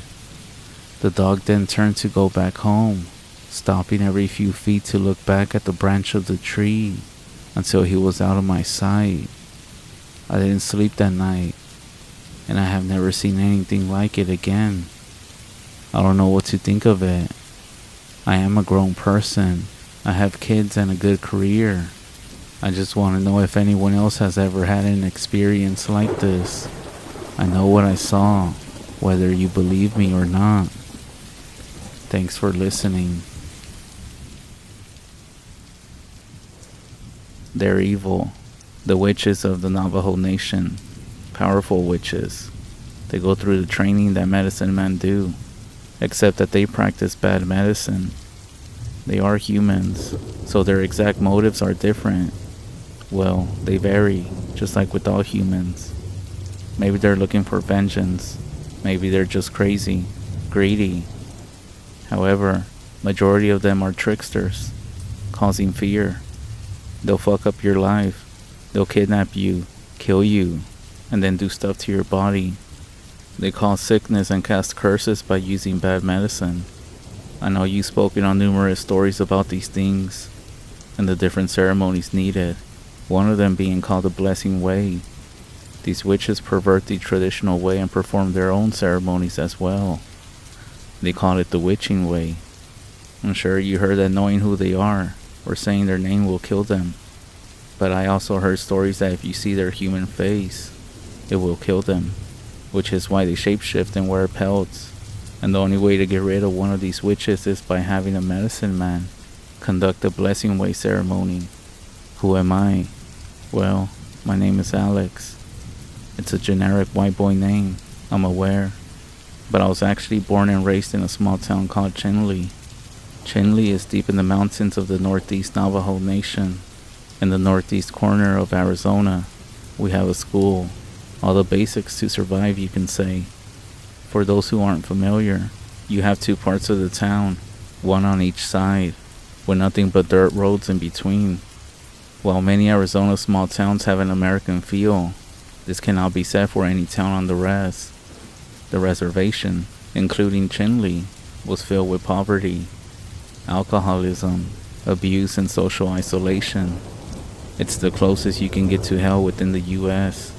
So with all this being said, so maybe that's why you won't find it strange that after buying vodka from a friend at the age of 16, I was walking back home. My father was abusive. My mom was dead. I had no real reason to return home for the night, nor did my father have a reason to care if I returned. If anything, he made it feel like I was a burden to him. So I had a bottle of vodka in one hand and a gun in the pocket of my jacket, in case some shit went down, as it tends to on the rest. I remember it was sometime in March at night. The temperature was below freezing. A light dusting of snow was falling from the pitch dark night sky. That's the one benefit of the Navajo nations. Clear night skies. But that's pretty much it. Instead of taking one of the main roads that everyone drove through, I chose to go around, the long way basically, where nobody ever drove. Now why did I do that?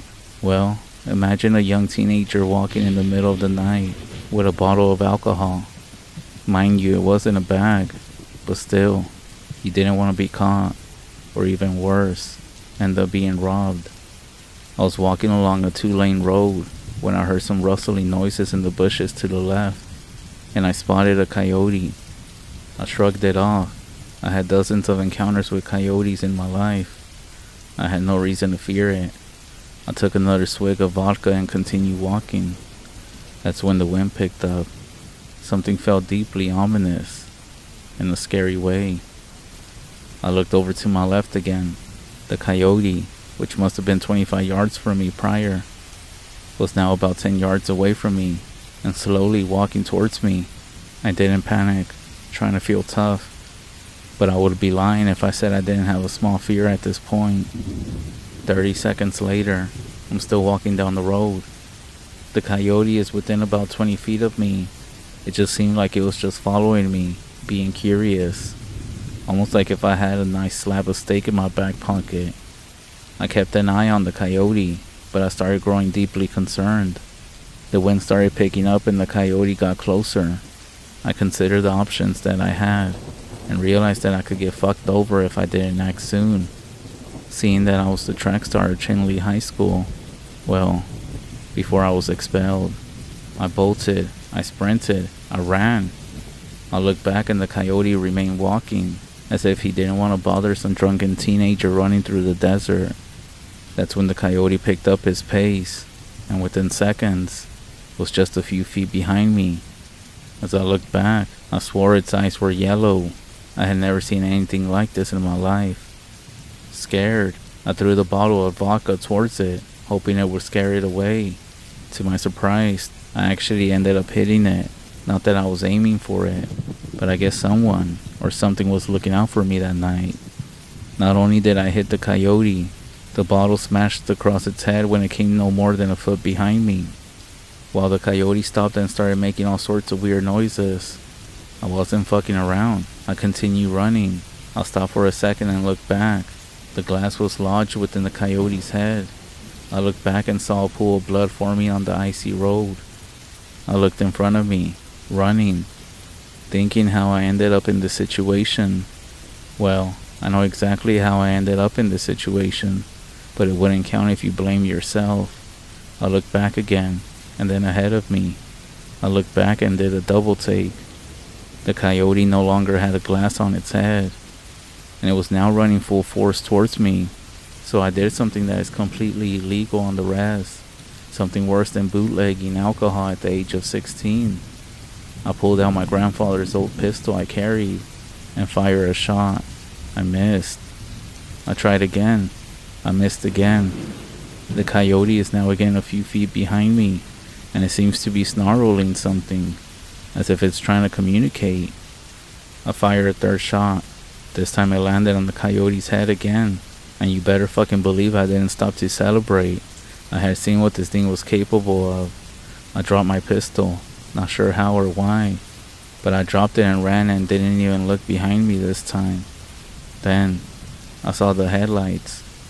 I stood in the middle of the road, motioning towards the car, attempting to stop him. Most Navajo people don't pick up hitchhikers for safety reasons, so I was going to force this guy to let me in by stopping in the middle of the road. Within 10 seconds, the man driving the vehicle came to a stop, almost slipping on the black ice. I stood by the passenger door and he rolled down his window. "Let me in. A fucking coyote is chasing me. I'm not a criminal. Please, sir." He simply nodded his head and he let me inside the vehicle.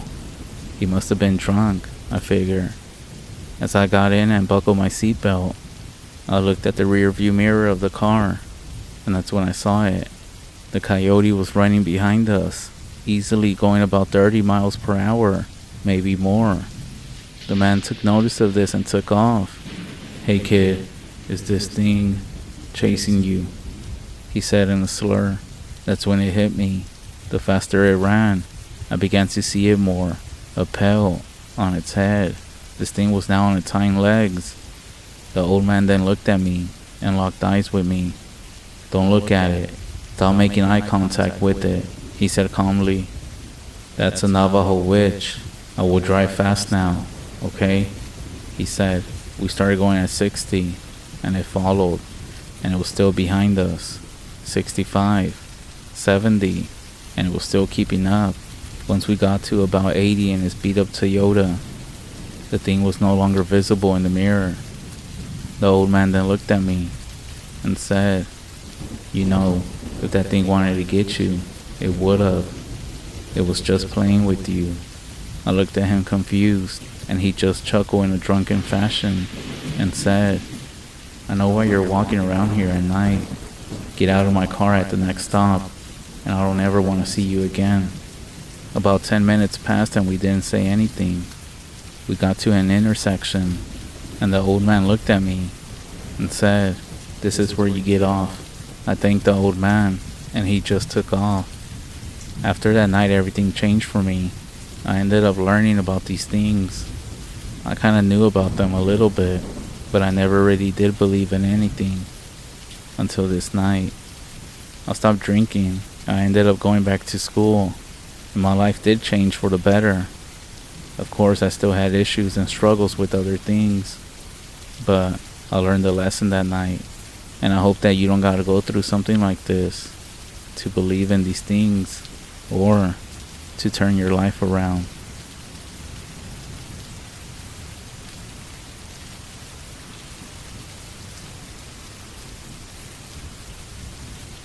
My sister is a wildlife major, and she sent the following story to me because she found it so strange.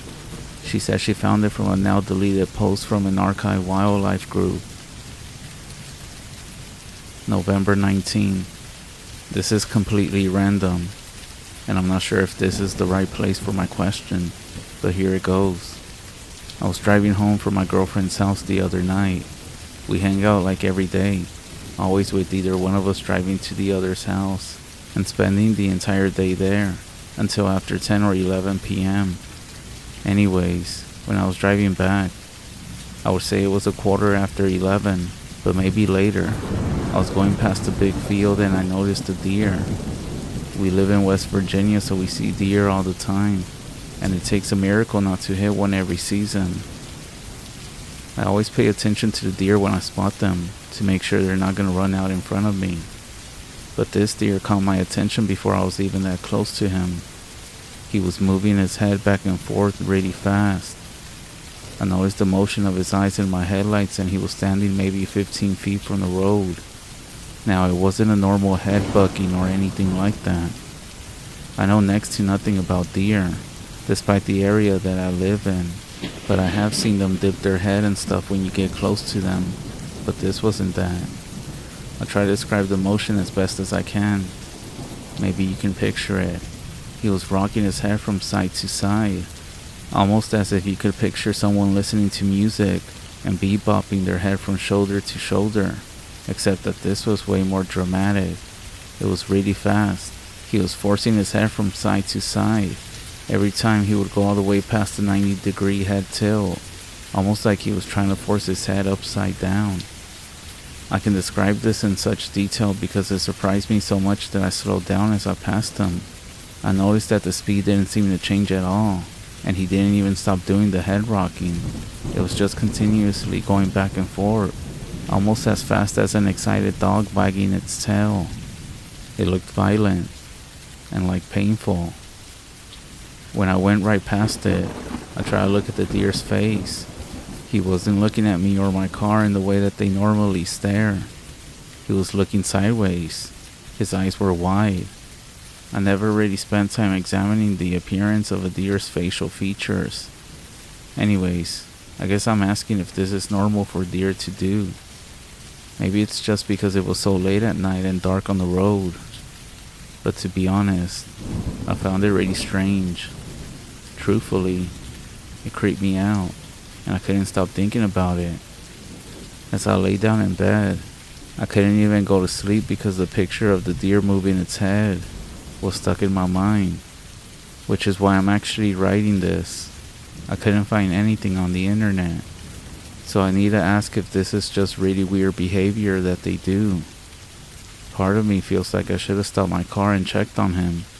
Part of me wants to go back and look for him.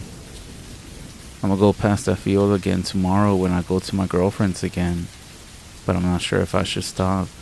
Maybe if somebody can just tell me if this is normal, or if it's dangerous for me to go look for him. Thanks, your wildlife investigator.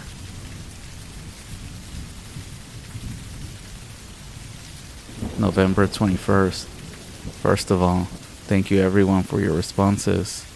I'm not so sure exactly what kind of deer it is for those that are asking. So against a lot of your suggestions that it could have rabies or something, I chose to just quickly stop at the field on my way over yesterday, right around the spot where I'm pretty sure that I saw it. I did find some blood and some fur.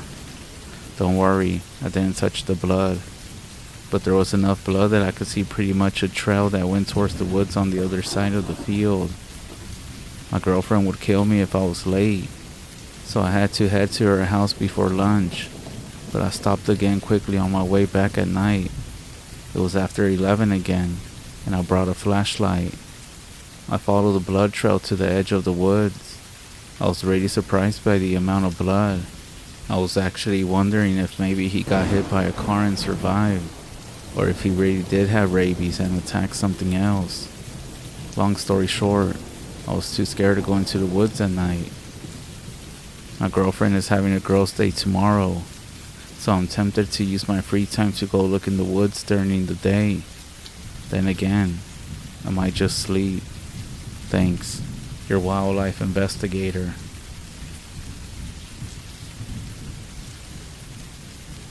November 22nd. Alright y'all, I was lazy. I didn't go back into the woods. However, many of you are now invested in this adventure, which has made me also more invested.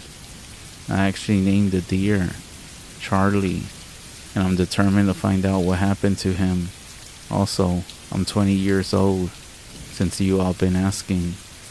One of you even said that you want to know how old I am, so you know how tragic it would be if I died in the woods. So thank you for that.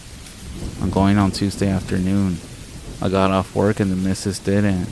I am taking bug spray, boots, a hiking stick, and granola bars. And I'm not gonna lie, this does seem a bit dramatic, but it's all for Charlie. Thanks, your wildlife investigator.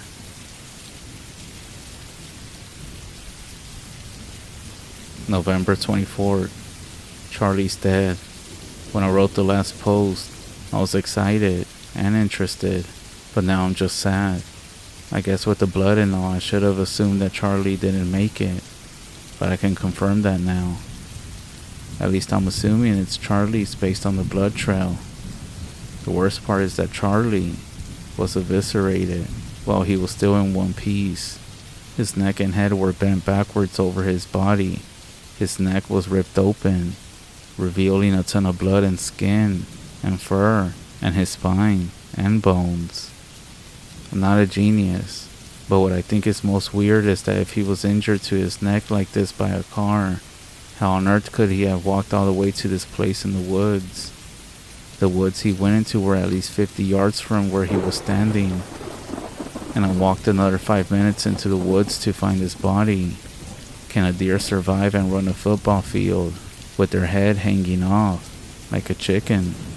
I can't help thinking about the thing he was doing when I first saw him, the head rocking back and forth. This seems impossible, but his body almost looked like he had been doing the rocking so hard that he split open his own neck and died on the spot. James, your wildlife investigator.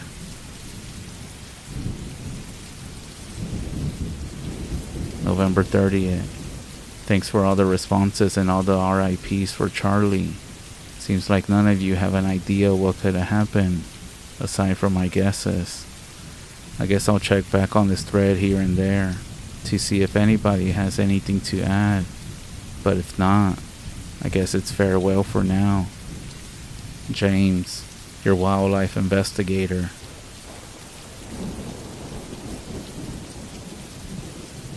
December 8th. It happened again. This time I was driving to my girlfriend's house in broad daylight, just across from the spot in the woods where Charlie was. But on the opposite side of the road, I saw a rabbit, sitting still, swinging its head back and forth in nearly the same manner. I quickly pulled over and got out of the car. I tried to slowly go towards it. I noticed that the swinging was very fast again, and violent in the same way that the deer's had been. Even though the bunny's neck was short and he couldn't swing his head quite as far, I did see that he was already bleeding. I noticed it on his right side, just between his shoulder and neck. I got within about 3 feet of him before he took off across the road onto the field and onto the woods, in the exact spot where I knew Charlie's blood trail had led to. I'm writing this from my girlfriend's house. I'm too anxious to wait. I'm gonna go back in tonight on my way home. James, your wildlife investigator.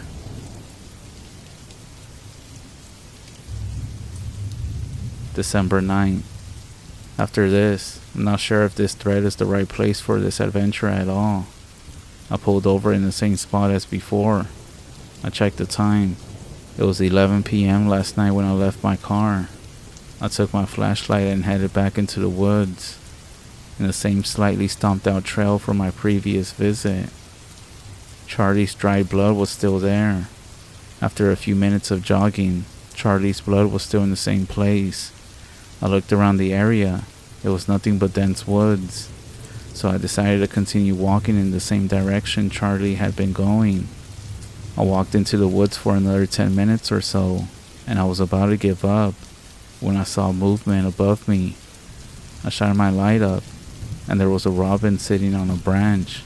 It was looking directly in the direction I was walking, not at me, and it was swinging its head back and forth in the same way. The movement looked even more scary in a bird. It was sudden, rapid flutters of its tiny head from left to right, and back again. I had to stand on my toes and wiggle my flashlight less than a foot below the bird to get it to fly away. It darted straight towards the woods in the direction I was facing and that I had been walking. I went after it. I'm not sure how long I ran for, but I kept my light ahead and was able to get glimpses of the bird and keep up with it. Eventually, it took me down a very steep hill, where I fell and slid sideways into a small clearing. It was the strangest thing I had ever seen in my life.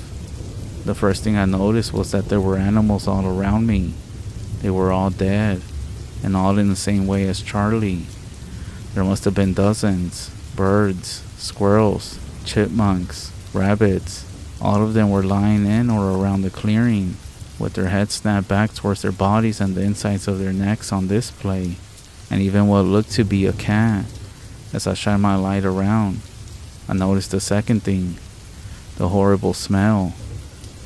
I had smelled dead animals before, but never so many. It was completely unbearable. I pulled my hood up and zipped my winter jacket tight all the way over my nose. I was freaked out. I could hear my heart beating and I felt like I was hyperventilating, and even what looked to be a cat. I vomited. I stumbled just a bit, and I noticed how the dead animals on the ground just piled up, moving towards a single direction.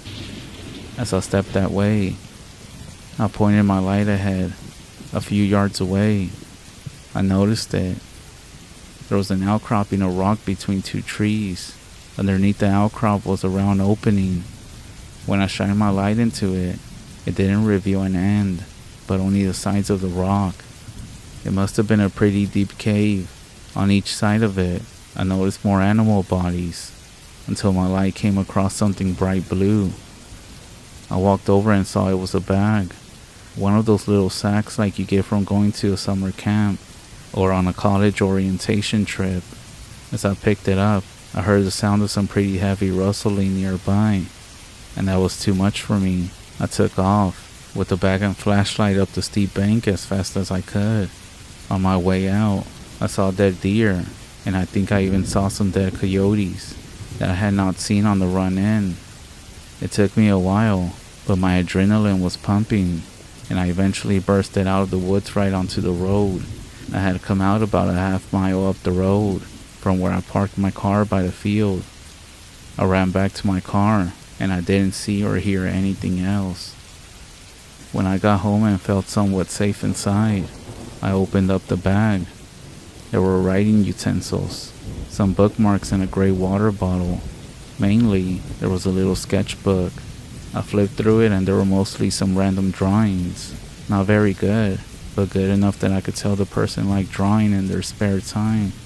It was normal stuff, characters and scenery and such. That's until I got to the last page. There was a very creepy drawing that I'm gonna try my best to describe. It was a large, somewhat human-looking shape. It had white legs and feet, a triangular torso, and outstretching arms. There were only 3 finger shapes on the hands, and they looked long, like full carrots, drooping straight down from the ends of the arms. This thing had what almost looked to be wings, except that they came out of its back almost at the bottom, right above the legs, and dropped straight down as low as its ankles. Finally, in place of its head, there was a huge hollow circle, 3 times larger than you would expect the head to have been based on the body proportions. The outside edges of the entire circle was littered with a bunch of smaller circles and dots. It just looked very bizarre. Aside from the difference in style, it was drawn in much more poor quality than the rest of the pictures in the book. It looked like it was almost scribbled in with an unsharpened pencil. There were smudges and wet spots all over the page. And last, down at the bottom of the page were some really sloppy scribbles that looked like they read, Ziki, 118, it eased me, I must see.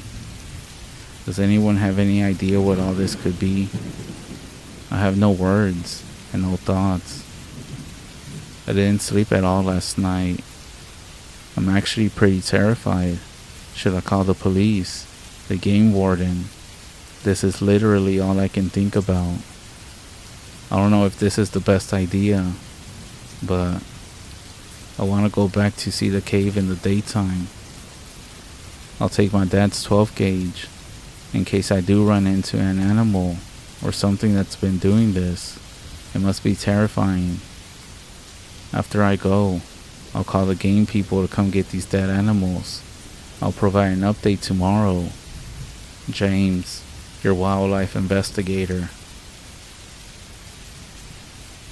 My sister said this is where the story finished. A lot of people were asking for updates in the group, but he never gave any. They never found any reports of a missing person named James.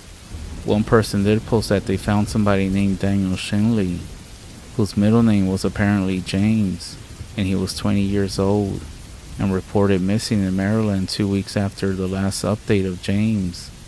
Does anybody else have any info on this?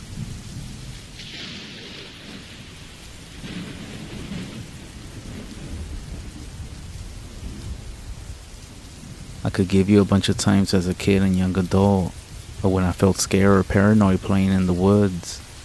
It's a beautiful place, and I spent my entire childhood getting lost. Not literally, but out there by myself or with friends. As kids, we never got too far out there, but you could actually see the progression of us venturing further out. as we got older because of all the forts and carvings that we will leave behind. This one time, like 1,000 times before, my friend and I had just graduated high school. It was our last summer of freedom, and we spent the entire summer camping and hiking out there. We had decided to try and find a new place to set up camp, and we walked for what felt like a few miles before we came to a nice clearing. The area was very new to both of us. We got the camp set up and fire going, and the plan was to wait until nightfall. We would smoke some weed and play Monopoly.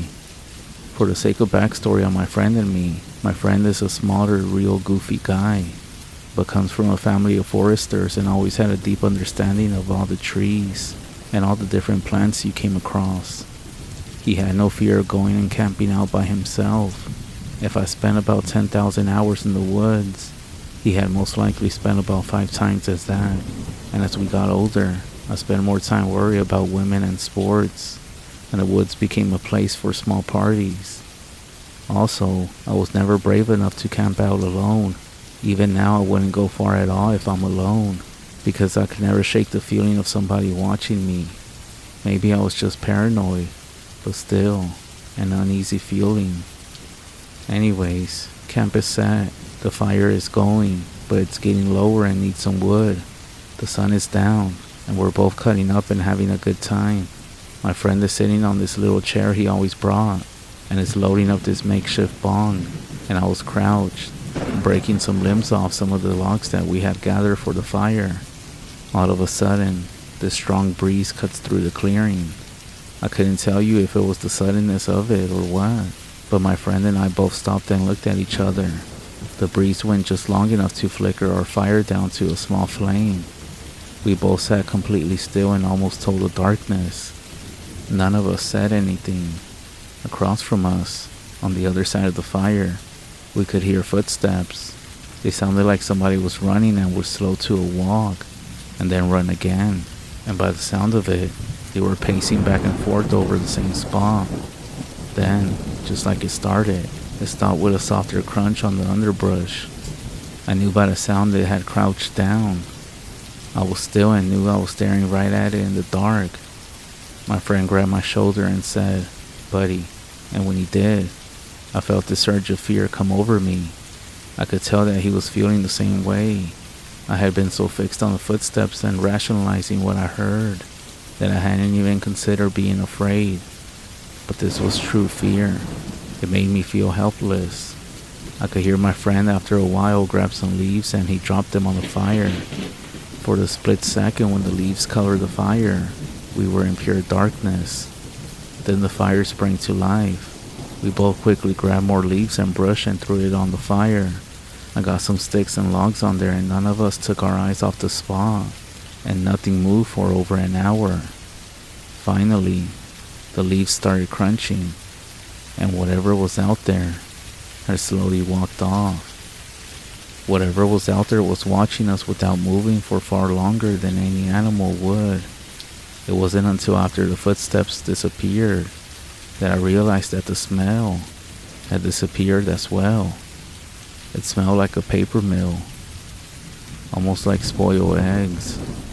For the rest of the night, besides whispered remarks, none of us really moved or stopped looking at the spot. Nobody went into the tent, and I had a very short light sleep, sitting on the ground with my head rested on my hands, and my friend never went to sleep. In the morning, we packed up and silently walked back home. To this day, we talk about it, and in the 7-8 years since it happened, my friend has never gone camping by himself out there again.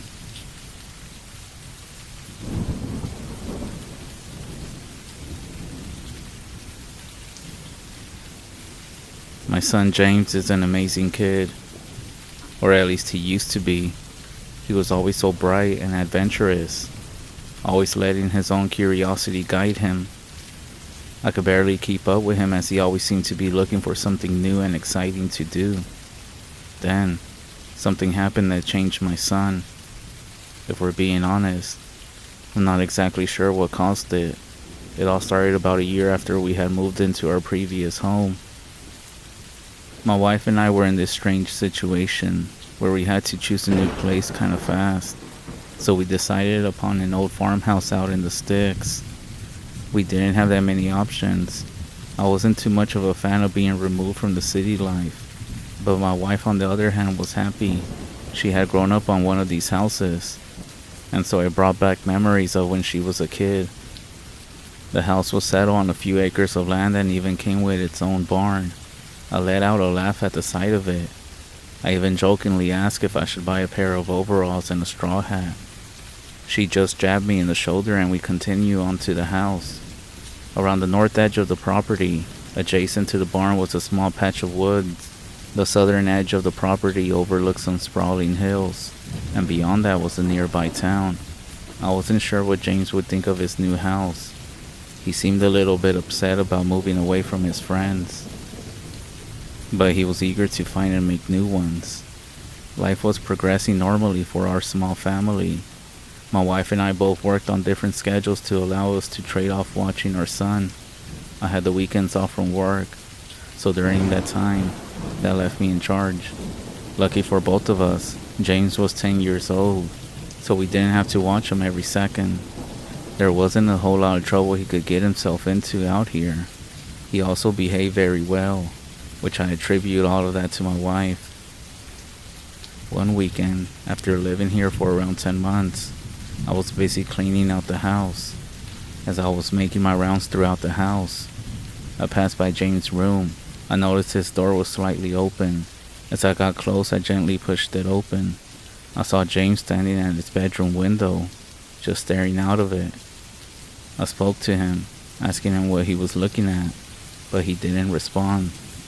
I walked over to him, laundry basket in hand, and gently touched him on the shoulder. When I did, it was like he suddenly snapped out of a trance. He turned to look at me, and I asked him if he was alright. With a smile, he told me he was fine, then proceeded to run out of the room laughing. At the time, I didn't think much of it. I thought maybe he was just daydreaming or lost in thought. Hell, I'd done even more weird things when I was a kid. However, as the weeks went by, James began staying in the room much more often. He was never the type of kid who enjoyed staying cooped up all day. He always wanted to be running around, but during that time, I could barely get him to come out of his room. Physically, he seemed fine. It was just whenever I would open his door, I would find him staring out of his window towards the barn. I had confronted him numerous times about it, but every time he would respond with not having any idea what I was talking about. I had brought this up to my wife a few times, and she just always brushed it off. She told me that I was just overthinking it, and as long as he wasn't hurting himself, he was free to play how he wanted. If that involved staring out of the window, then that was fine. After a couple of months of this, I was sitting in the living room watching TV. I had gotten up to use the bathroom, which was right next to James' room. On my way back to the living room, I decided to take a peek inside to make sure he was fine. When I pushed open the door, I found the room empty. I called out his name but heard no response. I walked over to the window and glanced out of it. I saw James outside. He was standing in the middle of the field between the house and the barn. Panic welled within me as I thought something was wrong. I ran through the house and out of the front door. I called out as I ran over to him. The closer I got, I began to notice just how still James was standing. It was like he was frozen in place. I walked up beside him and rested a hand on his shoulder. Almost instantly, he snapped out of it and turned to face me. I asked him what he was doing, and he just looked around for a few moments before telling me that he didn't know. He had no idea how he had gotten all the way out here. I told him it was fine if he played outside, but he had to let me know first. He apologized and we both walked back inside. But as we were walking back to the house, I got the strange feeling that something was staring at me. I glanced back over my shoulder and looked towards the barn, but there was nobody there. About 2.5 weeks after that, something else happened. It was around 1:30 in the morning when I stirred awake by a noise. In my groggy state, it was hard for me to figure out the noise that had woken me up, but after a moment, my mind cleared and I realized that I should check on James, and my wife asked me what I was doing. I told her not to worry and just go back to sleep. I walked down the hall and opened James' bedroom door. The room was once again empty. I quickly moved to his window and stared out of it. But with how dark it was outside, I couldn't see him even if he was standing out there. I pulled on my shoes and coat, retrieved the flashlight, and opened the back door. When the door shut behind me, I realized that was the sound that had woken me up. I turned on the flashlight and walked across the field to the barn. Since moving in, we never used it. We did inspect it when we first bought the house, but it was just your run-of-the-mill empty barn. I never even used it to store anything. We just sort of kept it as a landmark. As I walked closer to it, I spotted movement just outside of it. I aimed my flashlight as best as I could, and when I did, I saw James entering the large wooden door of the barn. Seeing this, I called out his name and began running towards the barn. Just before I was able to reach him, the large wooden door slammed shut in my face. I called out to James once more and attempted to push the door open, but the door wouldn't even move an inch despite pushing on it as hard as I could. I looked around trying to find anything I could use to open the door, when suddenly, a loud and piercing scream echoed from inside the barn. Worry and panic swirled within me as I charged at the door. When my shoulder connected, I fell inward and onto the wooden floor. I quickly stood up and shined the flashlight around.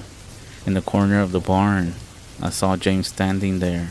I ran over to him and asked him what he was doing out here. He said that he didn't know and that he was scared. I hugged him and grabbed his hand and we walked back to the house. My wife was already making her way over to us after hearing all the commotion. I told her everything was fine, but that did little to shake the concerned look from her face. Over the next couple of days, my wife and I had a long discussion about what was going on, and we decided it would be best to just demolish the whole barn. I contacted a company and they came out that following weekend to take the barn down.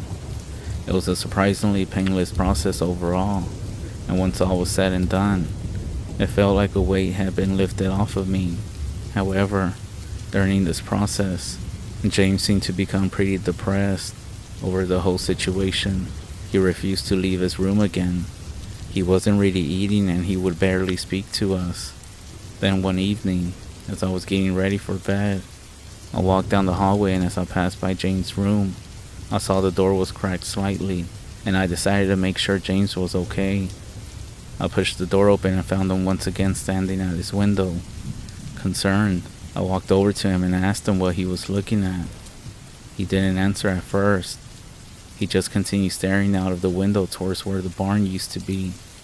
Then, after a few moments, he began to whisper. He said, "You destroyed their home. Where will they go now?" I asked James who, and he raised an arm and pointed out of the window. I turned to look, and even though there was barely any light in the sky, I could see the reflection of what appeared to be dozens of eyes staring at me from the tree line. After raising his arm and pointing, James collapsed to the ground. I called my wife and we took him to the doctor. They ran some testing on him but haven't been able to find anything wrong with him. They just said he had suffered from a panic attack, but they didn't know what was the cause of it. Shortly after that, we moved out of that old farmhouse and into a place much closer to the city. Since then, James has been slowly getting better, but whenever I ask him about the old house and the barn, he seems to have no memory of ever living there. And this is the exact reason why I will never move to a ranch or a farm, or even in the wilderness itself. You never know what is out there.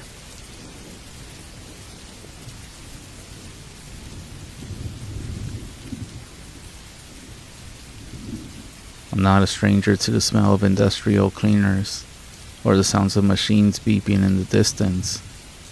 Hospitals have started to feel like a second home to me. I've been coming here throughout my whole adult life. However, recently it seems like it's every single day. My wife Hannah has been going in and out of the hospital for her entire life. She was born with a weak body and has always been prone to illnesses. However, just by looking at her, you wouldn't think that she's weak at all. She's one of those people who is always happy, always laughing, and always showing compassion in the presence of others. The same can be said from behind closed doors. When it was just me and her, she would be so drained of energy it would leave her in the bed for days at a time. This often led her to catching some type of virus or infection that would send her right back to the hospital. As much as I hate to admit it, this has now become normal. When we first started dating, it only happened every so often. But as the years passed by, the illnesses seemed to pile on. Some people might think a relationship such as this one would be a burden, and while I do admit things have been challenging at times, I will never trade her for anything. I actually owe my life to Hannah. She saved me when I was at my lowest, and I've been grateful to her ever since. We started dating shortly after that, and we never looked back. During winter, Hannah had gotten a bad case of pneumonia and it hit her hard. That set off a series of illnesses that compiled until she was forced to remain in the hospital. I hated seeing her like this. I felt so powerless to do anything to help her recover. Nearly halfway through the third month, the doctor approached me and informed me that her condition was getting worse. They said that her body wasn't responding well to any of the treatments, and they were running out of different options. I was furious when I heard this. I found myself shouting at the doctor, asking him what the hell I was even paying him for. He just lowered his head before apologizing, something doctors seem to be exceptionally good at. I could feel anger rising within me. I was about to give the doctor a bit more than just a piece of my mind when I felt something grab my arm. I looked down and saw Hannah, smiling at me from her bed. Instantly, the anger all went away. I felt the weight of the entire world fall off of me. The doctor took his leave and we just sat together for hours. Hannah assured me that none of this in any way was my fault, and that regardless of what happens, she would always be with me. I hated when she spoke like that, talking like she was ready to give up and throwing everything to the wind. I told her that I needed her to focus on recovering so we could continue being happy together. She just returned a faint smile, brushed the side of my face, and said, "Okay." I knew she was just telling me what I wanted to hear, but it didn't matter. I still enjoy hearing it. I told her I was going to step outside and grab something to drink from the vending machine. I asked her if she wanted anything, and she just brushed the hand. As soon as her hospital room door shut behind me, I felt like something was off. The hallway was somewhat darkened. I could no longer hear the shuffling footsteps or the beeps of machines in the distance. I couldn't even see any doctors, nurses, or patients walking around. I thought it was strange, but it was pretty late. I had been staying here later and later, trying to spend as much time with Hannah as possible. I just thought that maybe it was a slow night for the hospital. Then I pondered if hospitals even have slow nights. I went up to the vending machine and retrieved my wallet. I stood there carefully examining all my options, when suddenly, I heard a voice from behind me say, "What's it gonna be?" I nearly jumped out of my skin and spun around. Standing behind me was an older looking man. He was sporting a decent looking suit and a hat, and brandishing a cane, even though it didn't seem like he needed one. He greeted me with a big smile, and I just nervously nodded back to him. I turned back around.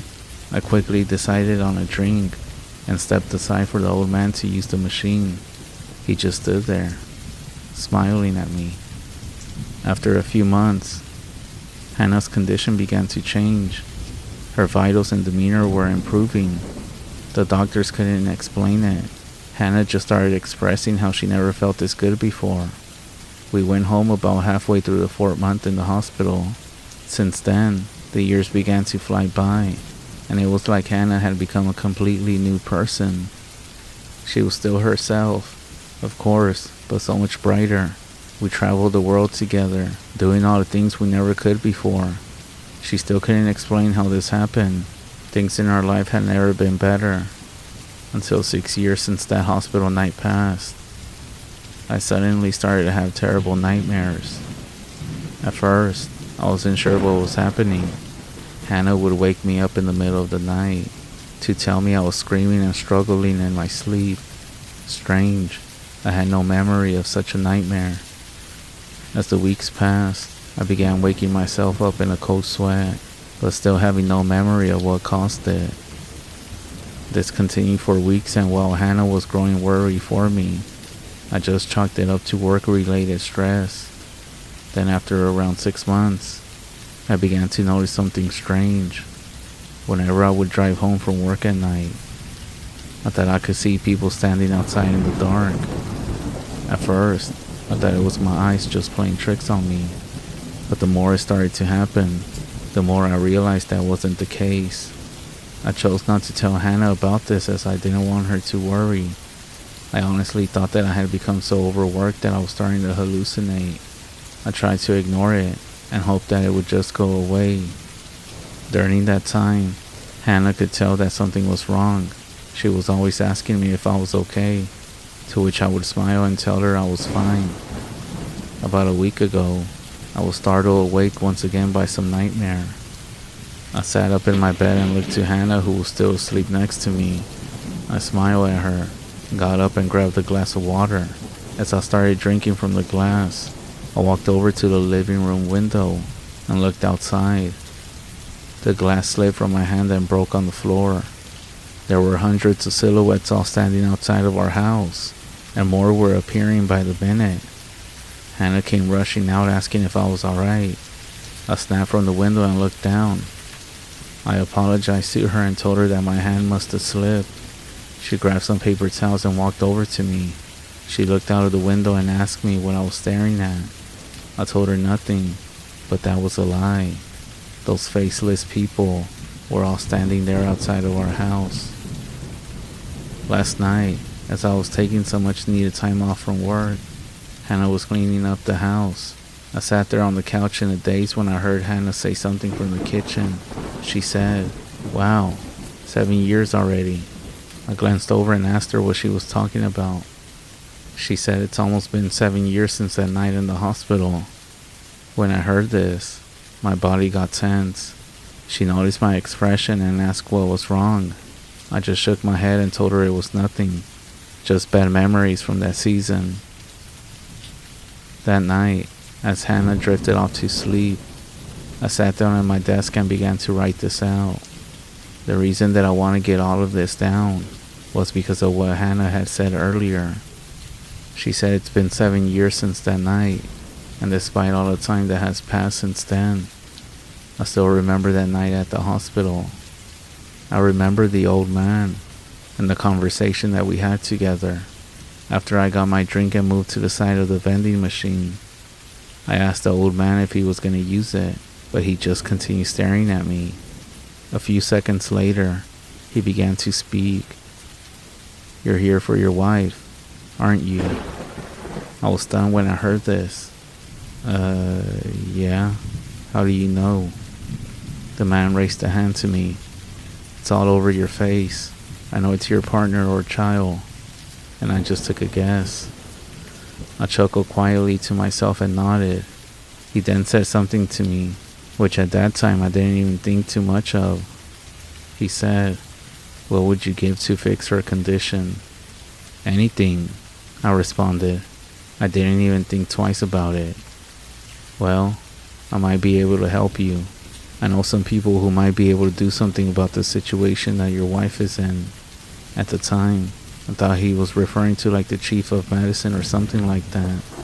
I quickly asked if he could help, and he nodded. "These things have a price." "Name it," I replied without missing a beat. The old man thought for a few minutes. He turned to me and told me to think of a number between 1 and 10. It was a weird question, but I just glanced around for a moment before deciding upon a number. He then held out a hand to me, looked me in the eyes, and asked me very directly, "Would you like for me to save your wife?" "Yes," I said, gripping his hand tightly and shaking it. "Very well," he answered. He retrieved his hand from my grip, slightly bowed towards me, and walked off down the hallway. The whole interaction was weird, but as soon as I entered the hospital room, all of my thoughts vanished when I saw Hannah sleeping there. I brushed the hair from her face and hoped that she would be alright. I'm not sure what's gonna happen next. All these troubling experiences, the nightmares, and the faceless people that have been appearing before me, everything seems to be coming together. I just wanted to say that I don't regret whatever happens. I'm glad for the time that I got to spend with my wife, and I'm glad that she's still here with me. I just wish I would have chosen the number 10 instead of 7. I was writing all this down at first, but now I'm just typing it on the computer instead. I'm not sure what's gonna happen, but I can see a bunch of people standing behind me from the reflection of the computer screen. Either way, I'm ready. Let's see what happens. Hannah, my love, if you wake up and I'm not here, I'm sorry for not telling you what I did. Just know that the last 7 years of my life have been the best ever. I love you.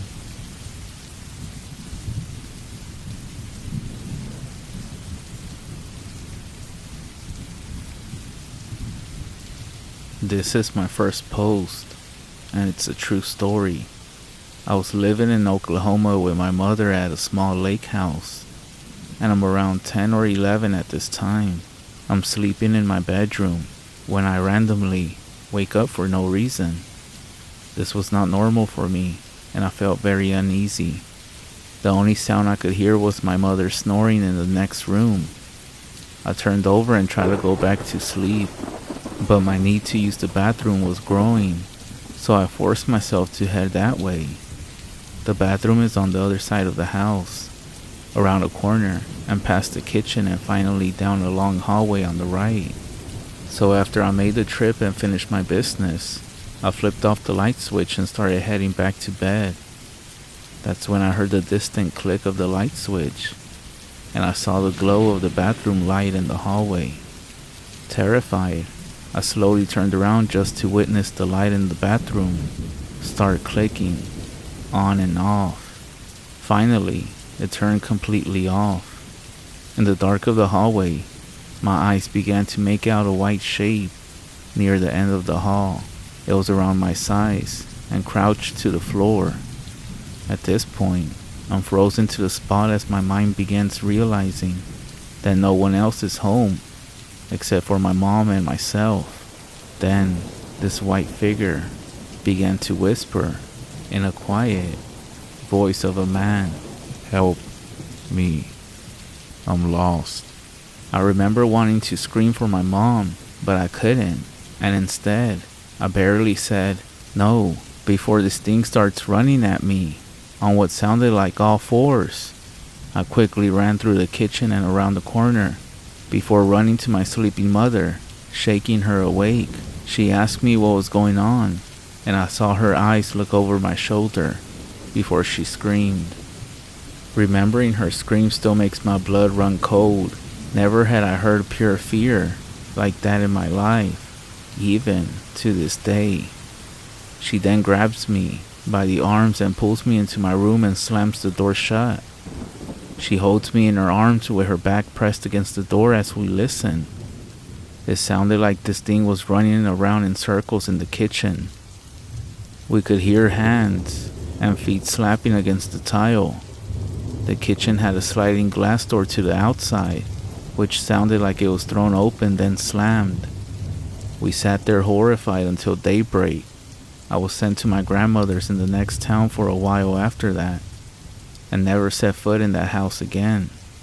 Years later, my mother said she went walking around the property after the incident and came across a small burial site with 3 headstones that each belonged to children from the early 1900s. It freaks me out because what I heard that night was a man's voice, but it was very unnatural. My mom still won't tell me what she saw behind me and what it was that made her scream. She tells me that she's afraid it will know that we're talking about it and it will come back. This is the first of many weird things that have happened in my life. There's a few things you should know before I tell my story. First of all, I come from a Navajo line. In case you didn't know, Navajo women pass their teaching and sacred medicines onto their daughters and granddaughters. Second, there's only one maternal granddaughter in each generation of our family. I was my grandmother's favorite grandchild. She taught me everything she knew, lessons that to this day serve me well. When a grandmother speaks into a Navajo family, everyone, and I mean everyone, stops and listens to her. With that being said, my grandmother had one daughter and 4 sons. Her sons were something else. My grandmother married an Irish farmer and raised her family on a farm 30 miles outside of a small town on the Utah-Colorado border. They had 15,000 acres of pinto beans and wheat. Their farm actually bordered the Navajo Nation, of which they would visit often. Now, I was my grandmother's favorite grandchild. I was the only daughter of her only daughter. For whatever reason, my mother and grandmother were not close. So my grandmother took me to teach me her old ways, someone to carry on our traditions and medicines. We would spend summers gathering cedar berries and making them into necklaces. We would gather all sorts of plants for teas, make sage bundles, and she would teach me how to survive on my own out in the forest. She poured all her wisdom into me. One summer, we had a family reunion. We all decided to stay at my grandmother's old farmhouse. All my cousins had come and we all decided to stay in the upstairs bedroom. That's a whole story of itself, but we were excited to be together and brave in numbers, right? The upstairs bedroom in the old farmhouse had a huge window that overlooked the farm. It was about 4 feet high and about 8 feet long. There was a door that opened up to the outside, but there wasn't a porch or stairs. If you went out that door, you would end up falling a complete story to the ground. Now, before it was bedtime, my uncle built a huge bonfire and all of us roasted marshmallows. My grandmother was initially okay with me going out to do this. However, she warned me to stay within the light of the fire and to not be wandering off. It was completely pitch black out there. There are no neighbors, no outside lights, and you wouldn't be able to see your hand in front of your face if you had no light source like a flashlight or fire. We were all happy roasting our marshmallows and visiting. That's when we started hearing coyotes yipping in the distance. My mom and her brothers, hearing this, actually started howling back. See, my mother can mimic any animal noise on the planet. She was calling the coyotes up because we could hear them getting closer and closer. That's when my grandmother came out and got me. She told my mom to be quiet, and she told everyone else that you don't call out things in the night. They kind of just laughed it off, but continued after my grandmother took me inside. She got me ready for bed. I always slept with my grandmother. I knew I was always safe with her, but this being a special occasion, I wanted to sleep upstairs with my cousins. My grandma tried to discourage me from this, but I wouldn't be swayed. I was too excited. So my grandmother put my cedar berry necklace on me, and we went upstairs and smudged the whole room that I would be sleeping in. She told me that if I heard or saw anything, to run to her room as fast as I could. She also told me not to be making noises, and to be quiet and go straight to sleep. My cousins and I were all set in bed for the night, and we were laughing and talking. I reminded them of what Grandma had told me. We shouldn't be so loud, for something might hear us. My cousin Jay laughed it off and said it was just old Indian superstition. That's when he called out and started whistling. This sent chills down my spine. We were never to whistle at night, no matter what. Never whistle at night. We sat and waited a couple of minutes and nothing happened. I actually let out a sigh of relief. A couple of hours later, we were all about ready to drift off when my hairs on the back of my neck stood on end. I looked around very, very carefully so I wouldn't draw attention. I didn't see anything, but I could sense it. At first it started very quiet. I could hear scratching on the outside of our house. I kept telling myself it was most likely just a mountain lion and that everything would be fine. We were on the second floor, so we were safe. But I still had goosebumps and was scared. I started to hear what sounded like claws softly crawling up the side of the house. I slowly rolled over to face the window. If something was going to come in, I wanted to see it first so I could be the first one out of there. I should have gotten up in that moment and gone to Grandma, but I'm not sure why I didn't do it. I thought I could handle whatever it was, I guess. It was a few minutes later, the door handle on the outside door started to jiggle. At first I was scared, then I thought, it's only my uncle. You see, our uncle was always playing scary tricks on us, and I thought for sure it was him. So I kind of chuckled thinking he's gonna scare my cousins very good. So I slowly turned my head, and every single one of my cousins' eyes were wide open. This actually made me giggle a bit. I turned back around towards the window, and the door handle was still jiggling. It was then that my cousin C asked me to go look and see what it was. I said alright. I didn't want anyone to think I was a scary cat, so I got up and tiptoed over to the door. I grabbed the door handle very firm, so that whoever was messing with it couldn't turn it. I turned around and smiled at my cousins, and every single one of them had a look of fear on their face. At the time I thought, geez, what a bunch of scary cats. Then my cousin Jay started to say something, but the thing about Jay is that he had a bad stutter when he got too excited or scared. He started to stutter and pointed to the window. I slowly turned around, my hair still standing on the end of my neck and arms, and what I saw, well, let me tell you, I thought my uncle had outdone himself on the scary mask. There was the skull of a cow with just the eyes barely peeking over the window. Now, our window was open because it was hot, and I was standing right by it. A couple of things hit me all at once. The smell. There was this horrible smell of death. It was so bad I could hear my cousin B gag behind me. There was a cow skull that had 2 big horns on it, like a Texas Longhorn, but we didn't have that type of cattle. No one did, at least over here. Animalistic eyes that were staring straight at me. Slowly, very slowly, these long bony fingers made their way over the window sill. But what I couldn't stop looking at was the skull. It was wet. A smile broke over its face, as if it knew I was starting to realize this was not my uncle. It opened its mouth in a huge smile, showing dozens of sharp teeth that pointed inward, like those snakes that have teeth like that, so that when they start to eat something, it can't escape back out.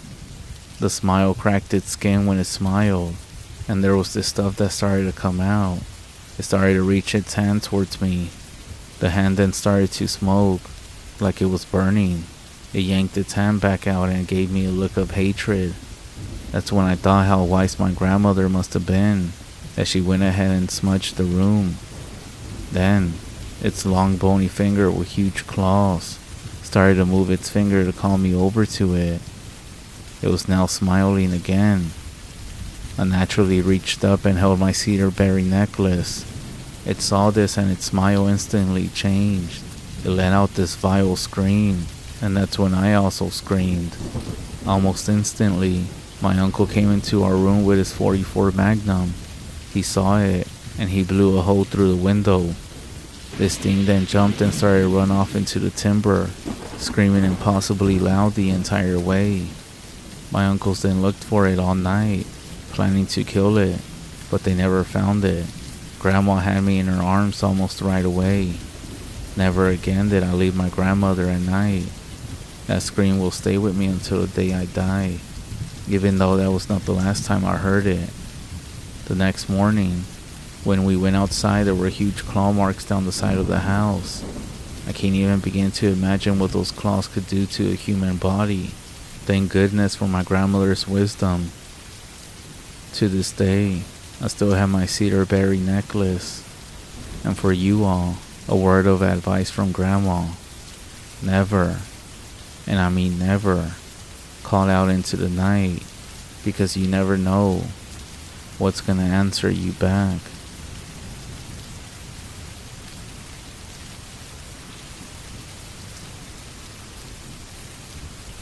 When I was young, I lived in a farm in Oregon with my parents. I was the only child. We weren't a big commercial farm, just a family type thing. We had 5 cows, 3 horses, a small herd of goats, 2 dogs, and 1 chicken coop. We also had some Indian runner ducks we kept mostly as pets. We didn't really make any money off the place, just enough to sustain the animals and a little extra for ourselves.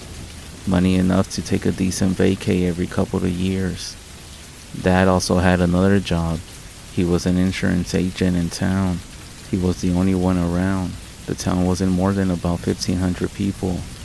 Mom would also give horse riding lessons as well. We didn't have money. Well, we weren't rich, but we were pretty comfortable. It was really an easy life, or at least it could have been a lot worse. I went to school. Dad went to work. Mom took care of the animals. Then we all had dinner together every night, and I would go to bed while my mom and dad had a beer or two and watched the news. Sometimes at night I would hear things outside, mostly just normal stuff. The cows or horses would get spooked by a coyote or something, or I would hear the dogs chasing a rabbit, barking their heads off. Sometimes we would find a chicken dead. Dad would always tell me about it but never let me see the body. Even though I always wanted to see, he would keep me and my mom inside until he had gone out, did whatever he did with the body, throw sawdust over any blood, and then life would go on as normal. I always assumed it was foxes, as I had seen a couple of them out in the fields over the years, slinking around back and forth through the grass. The summer when I was 10 years old, I remember helping Mom change the bedding in the horse stalls, when we heard a huge racket going on outside. If you have never heard the sounds of a horse in pain, you don't want to. Trust me. It sounds almost like a person screaming. At least that's what we heard. And one of our horses came running into the barn with a wound on its left thigh. Long claw marks were running across its body for about a foot. It had blood running down its leg, and it was also limping. I was so scared by the sight of all that blood that Mom locked the horse in a stall and made me go inside with one of the dogs. She told me to lock the door and stay inside until she came in to get me, and so I did. Eventually, Mom came inside and told me that the horse had hurt itself on the barbed wire that ran the perimeter of the field. We owned more land beyond that, but it was mostly forested. I guess I believed her at the time. But at dinner that night, I noticed my dad was being more quiet, and Mom was talking a lot more than she normally did. I also noticed that my dad had gotten his rifle out and set it by the back door.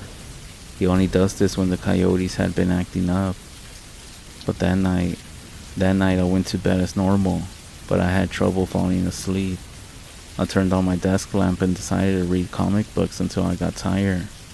I have a very vivid memory of reading X-Men and hearing the back door open. Looking out, I could see my dad by the porch light, lighting a cigarette and holding his rifle under his arm. He started walking over the driveway and then turned to follow the fence line. I couldn't fall asleep until I knew my dad was back safe. I kept coming downstairs with the excuse of getting water to see if my dad was back in the house yet. And every time that I did, I saw my mom sitting on the couch in the living room, staring at a blank TV screen and looking worried. Eventually, about 4 in the morning, I think it was around that time, my dad came back. And I was so tired and relieved that I fell asleep as soon as I knew he was home. He never told me what he did that night, but I never thought about asking him.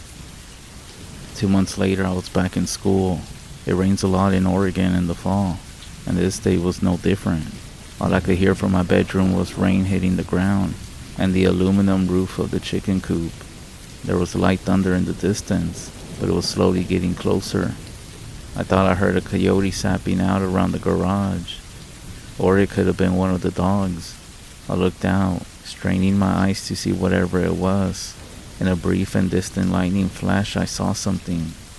It looked almost like a person, but it was hunched over and with a long torso.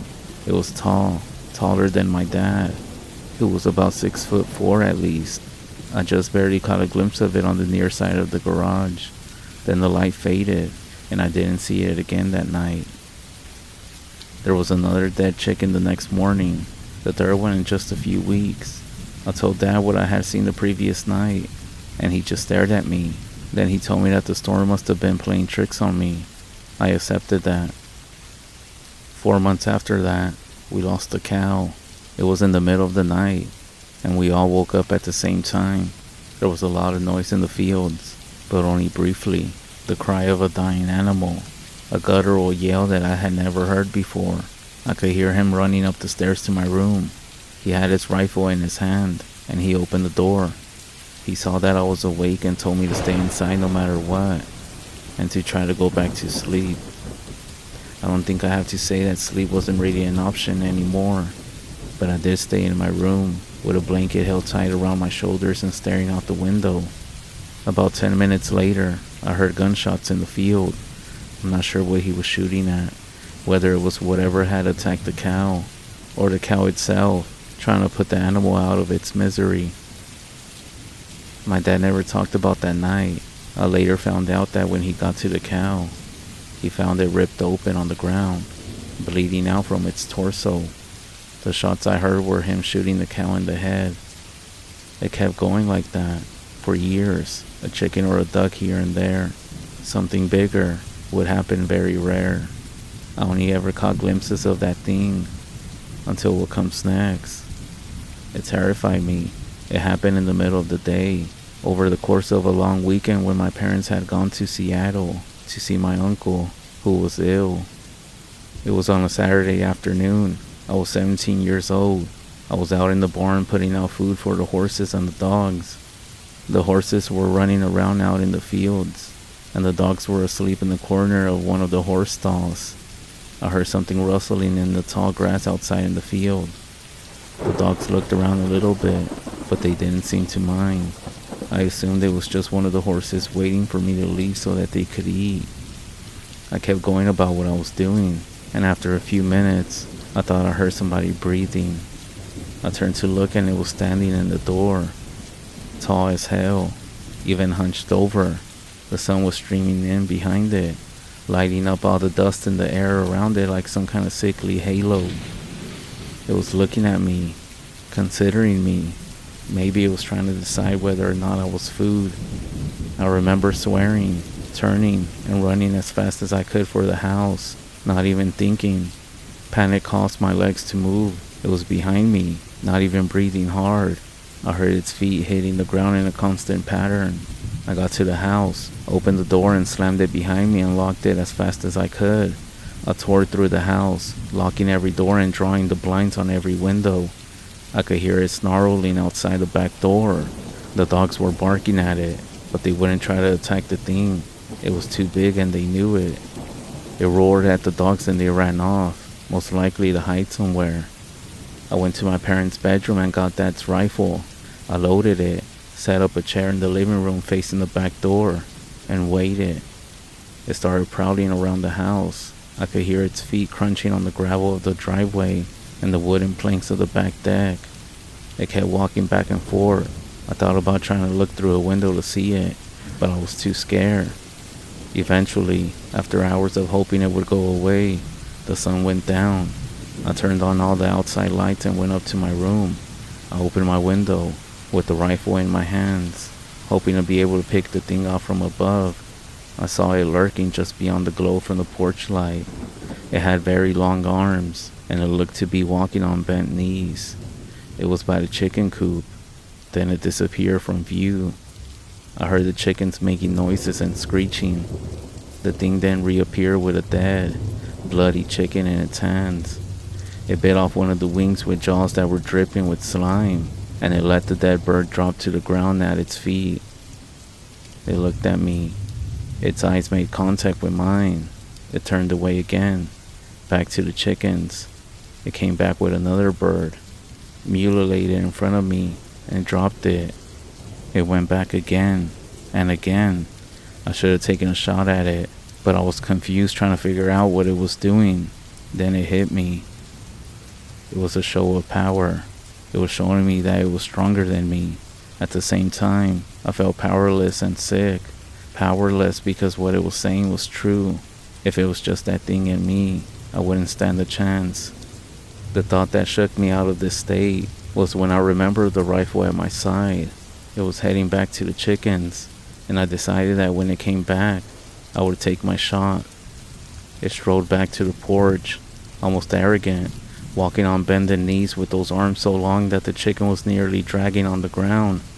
I raised the rifle up to my eye, and I tried to steady myself. My heart was beating so fast that I could see the rifle shaking over me. I could hear my own heartbeat pounding in my ears.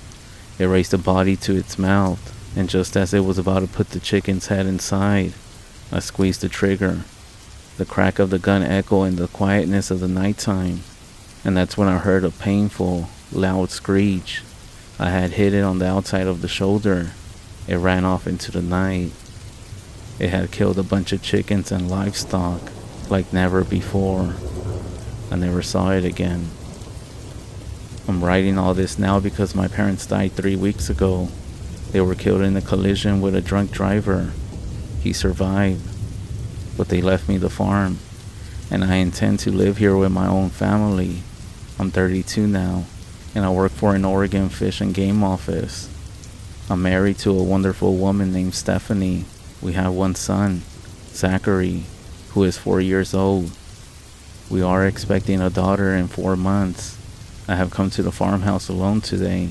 I told Steph that I just wanted some time alone in my parents' house to deal with some emotions. She was very understanding. Now that I'm here, I have Dad's rifle next to me on the table, and it's almost nighttime. I have also brought several lights to set up around the house, and my own shotgun at that. I'm borrowing a hand from Joe, a guy at Fish and Game who I work with. When I'm done typing all of this up, I will print it out and leave it on the dining room table, along with my wedding ring and my key to the safe deposit box where my will is kept. Everything is loaded and ready. Hopefully I return here to collect these things, and nobody will ever know I wrote this. But Stephanie, in the event that you are the unfortunate soul to find this, which I'm terrified because it seems like it's going to be the only outcome, the thought of you having to go on alone hurts me more than anything. Please know that I love you more than anything, and I hope you understand that I'm doing this to keep you safe. Zachary, I love you and can only hope you grow up to be a good and strong man, like your grandfather was. To my unborn daughter, if I don't live long enough to meet you, it will be the single greatest regret of my life. Tell the police, tell Fish and Game, call Joe. He's one of the few people who knows about this. Make this situation known.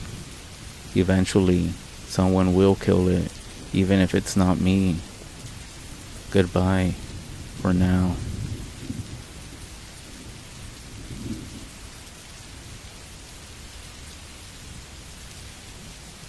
A little over a month ago, my wife Sam had received an urgent phone call from her mother. Apparently, her father had an accident at work and had suffered some injuries. Sam's father was a good man, very hardworking, and for the majority of his life, he has worked in steel processing plants.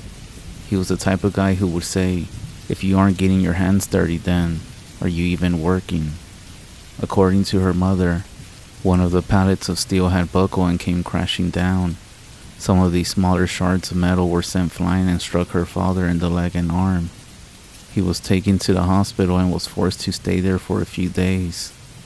Sam and I live in a secluded house, deep in the woods surrounded by thick underbrush and trees. We moved here a few years ago, enjoying the peace and isolation from the city. Our nearest neighbor is miles away, and the only sounds that we hear are the rustling of leaves and the sounds of critters at night. Sometimes you'll find some strange noises, like some coyotes, I guess, or who knows what else is out there.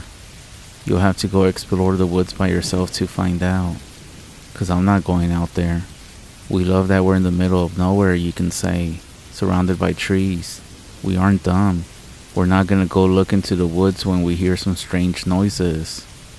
And we both agree that the day that we see something weird, or something happens, we're definitely gonna move out of here.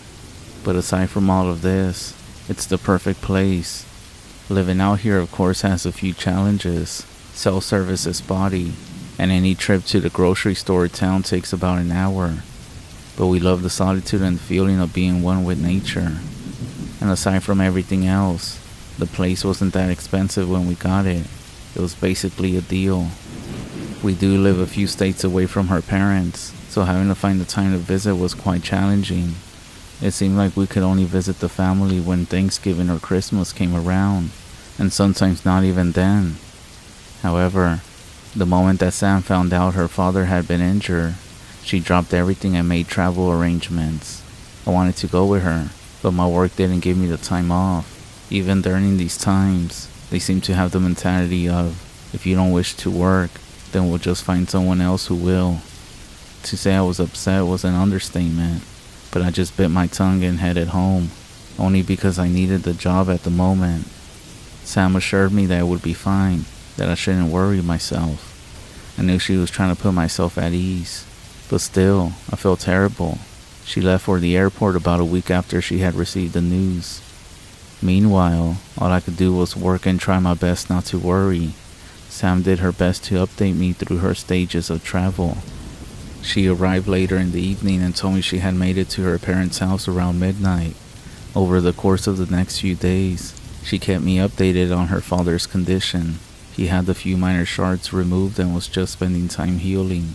He was scheduled to be discharged from the hospital after only a couple of days. Meanwhile, Sam was doing her best to help her mother around the house while they waited for him to come home.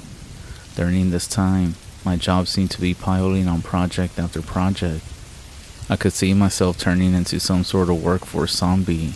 Before I knew it, nearly a week and a half had passed since Sam had left. I checked my phone and looked at the calendar.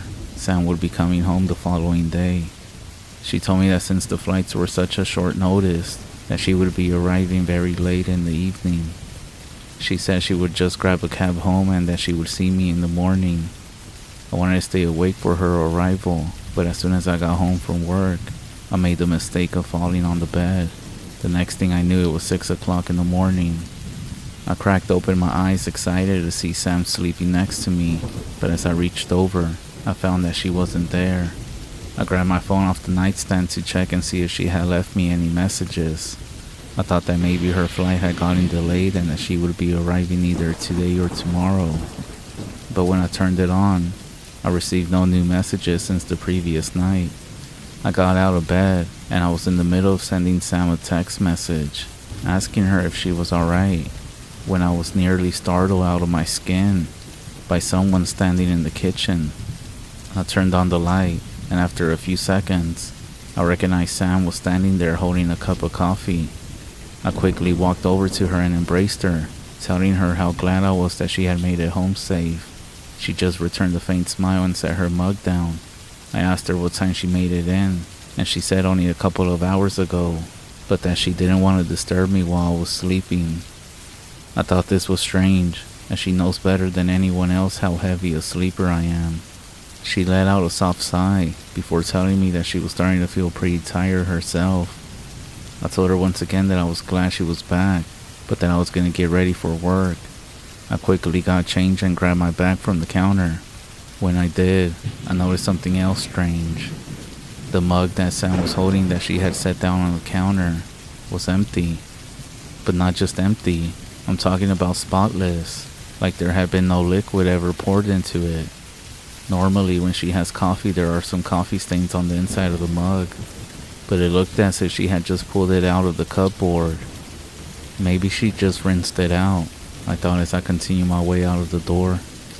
After a long day at work, I returned home in the evening and pulled into the driveway. As I was walking up to the front door, that's when I noticed a few deer standing at the tree line, looking towards me. This was weird. From the day that we moved here, we never seen any deer, but I just brushed it off. I walked through the front door and locked it. It did creep me a little bit, as I heard so many stories about deer in the woods and whatnot. I locked the door, and as I was shuffling off my bag, I felt like I wasn't alone in the living room, despite not seeing anybody. As my eyes drifted around, I noticed that Sam was sitting on the couch looking at the TV. I started to walk over to her, starting to tell her about the deer that were outside. When I got right beside her, I asked her what she was doing, and she just kept staring at the TV, gave a faint smile, and said that she was watching the news. I glanced over at the TV and back at her. The TV was off. I asked her if she was feeling alright, and she just shook her head saying that she was fine. I couldn't think of anything to say, but I was far too exhausted to press any further. I told her I was going to jump in the shower and then go to bed early. She said alright, and that she would come to bed later on. As I was heading down the hallway, I stopped and glanced back at Sam, who seemed to resume watching the black TV screen. I took a very long shower after that, and after I finished, I opened the door to the bathroom. I jumped back in fright at the sight of Sam standing mere inches away on the other side of the door. I asked her what she was doing, and she just smiled, saying that she had to use the bathroom. Clutching my chest, I told her she should have just knocked like always, and she just chalked it up to her forgetfulness. As I walked by her, I told her if she went to go see the deer outside, and she looked at me and said, "Oh, those deer, they're long gone by now. Most likely back home." I just looked at her and walked away. That was weird. As I laid in bed, I couldn't help but wonder if something happened to her while she was visiting her parents. She had been acting strange ever since she had returned home. I tried to rationalize it as maybe just being exhausted from travel, or maybe dealing with her father took more of a toll on her than I thought. The next couple of days passed by and it was filled with much more strange behavior from Sam. I would find her just staring off into space or in strange places throughout the house. For example, one day I found her just standing in the closet, like if she was thinking on what to wear, but she was just standing there for an extended amount of time. However, Sam also started going out into the woods, something she never did. Hell, something I never even did. I would ask her about it and she would tell me to stop being scared, saying that there was nothing out there in the world that could hurt me. And the deer. I started seeing more and more deer just standing at the tree line whenever I would get home, staring. Their eyes seemed to follow me as I walked into my house. On another day, one early morning, as I was leaving for work early that day and it was still semi-dark, I found a deer that had been killed, but the way it was dead was disturbing. Its eyes were missing, leaving behind hollow sockets. Since I was rushing to work that day, I got in the car and texted my wife to call animal control, the game warden, or somebody, as I didn't want to be late again. I couldn't get the image of that dead deer out of my head. I knew something was going on, and I was ready to talk to my wife about leaving this place. However, everything changed last night. I had been startled awake by a noise at roughly 3 o'clock in the morning. I couldn't place the sound in my mind, so I got up and noticed Sam wasn't in bed. I called out to her, asking if she was around. After hearing no response, I got out of bed and began making my way towards the door. I walked around the house checking every possible room that I thought she could be in. After coming up empty-handed, I started to worry. That's when I caught a glance out of the window, overlooking our backyard. Someone was standing out there in the dark. As I drew closer, I noticed that it was Sam. She was standing in the center of the backyard looking up at the sky, and she appeared to be talking. I quickly rushed out to her and asked her what she was doing. She seemed to snap to her senses and stared at me, and told me she was just talking to herself. I glanced around and saw no one nearby. It was pitch black outside. You couldn't even see the tree line. I guided her back inside and managed to get her back to bed.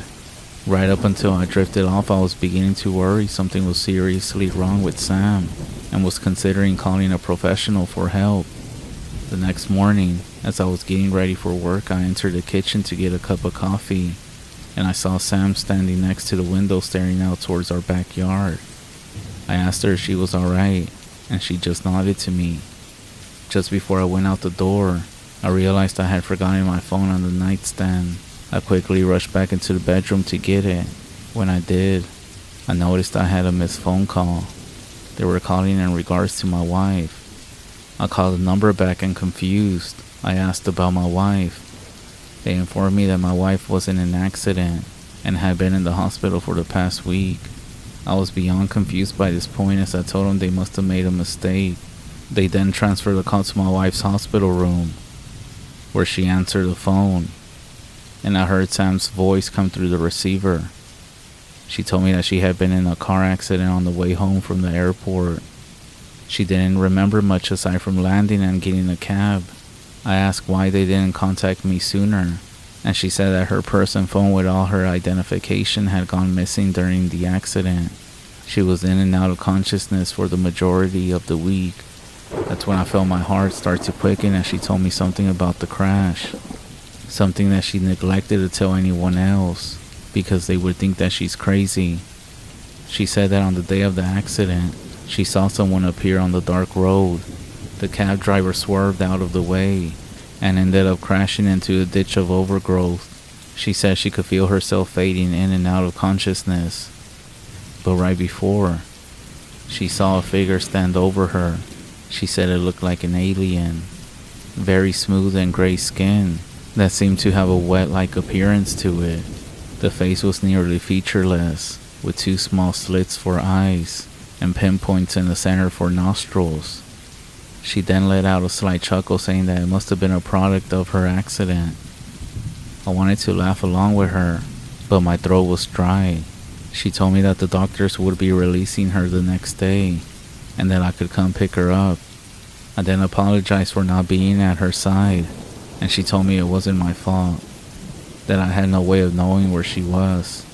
She told me she had to get some rest but was excited to see me tomorrow. I agreed and hung up the phone.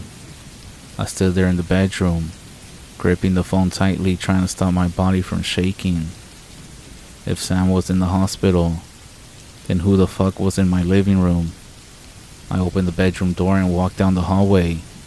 A cool breeze brushed against me as I noticed the living room window was open. The same window that the Sam who had been here the past week had been standing in front of. I'm not sure who or what that thing was that was copying my wife. I just hope to God that it never comes back.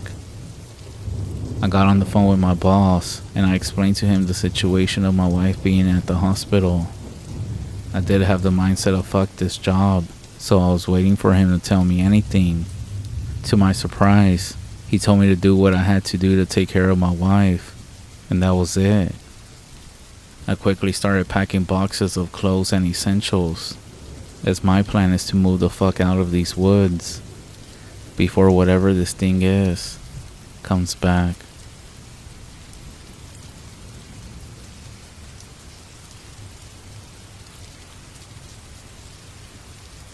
I've been lying down for hours now. It's 5:35 a.m. and there's not much I can do. You know what the worst part about my situation is? I'm in the same room as my parents. They keep looking at me, and I can't help but look back and try not to cry or scream. Their eyes are focused on me and their mouths are wide open. There's a strong scent of blood and I feel paralyzed with fear. Here's the thing though, the second I make any hint that I'm not asleep anymore, I'm completely screwed. I will die and there's nobody around to save me.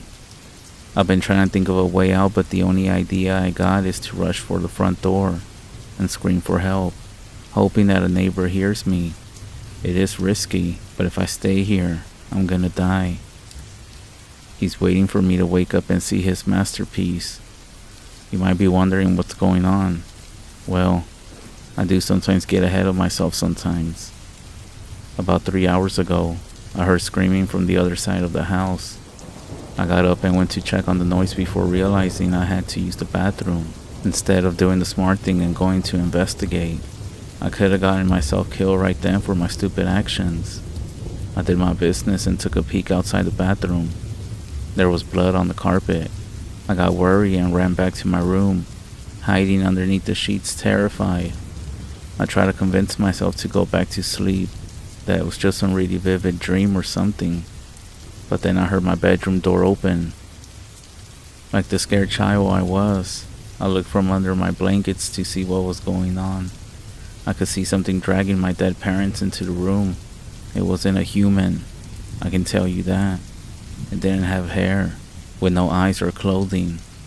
It walked like a caveman, with its back slouched as it dragged my parents. But this thing was smart, more than a caveman. It knew what it was doing. It propped my dad up on the edge of my bed and made him face me. It then sat my mother down in the chair and positioned her towards me as well. It then started rubbing its hands on the walls, staining them with blood, and then drew a circle with the devil's pentagram in it. To finish it off, it scribbled a message into the wall that I could not read in the darkness. It then positioned itself under my bed, waiting to strike. The scariest thing now is my eyes have adjusted to the darkness since then, and I can read the message on the wall. I don't want to look at it. It's terrifying to think about it, but I feel like I need to see, at least before I'm killed. I look at the creature's masterpiece, and it says, "I know you're awake."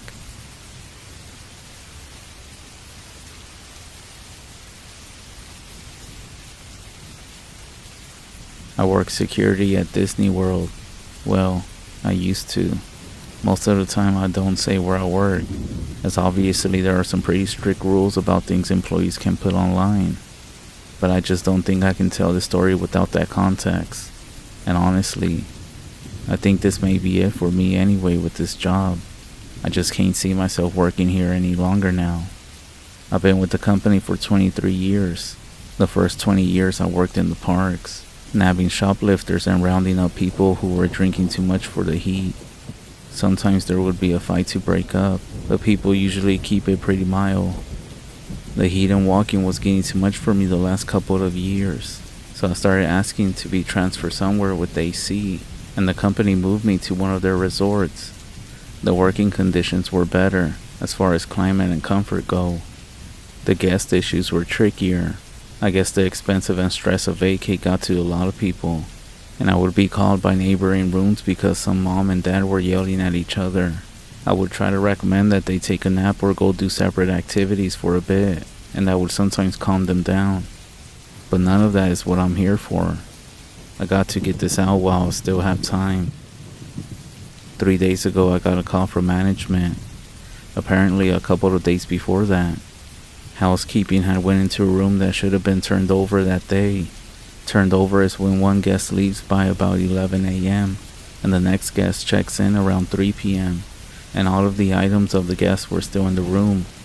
Housekeeping made a note of it and moved on, but during the next 2 days when they entered the room, everything was still there and untouched. I went to check it out, and sure enough, there was an empty room full of luggage, clothes, snacks, some toys, everything a family would need for vacay.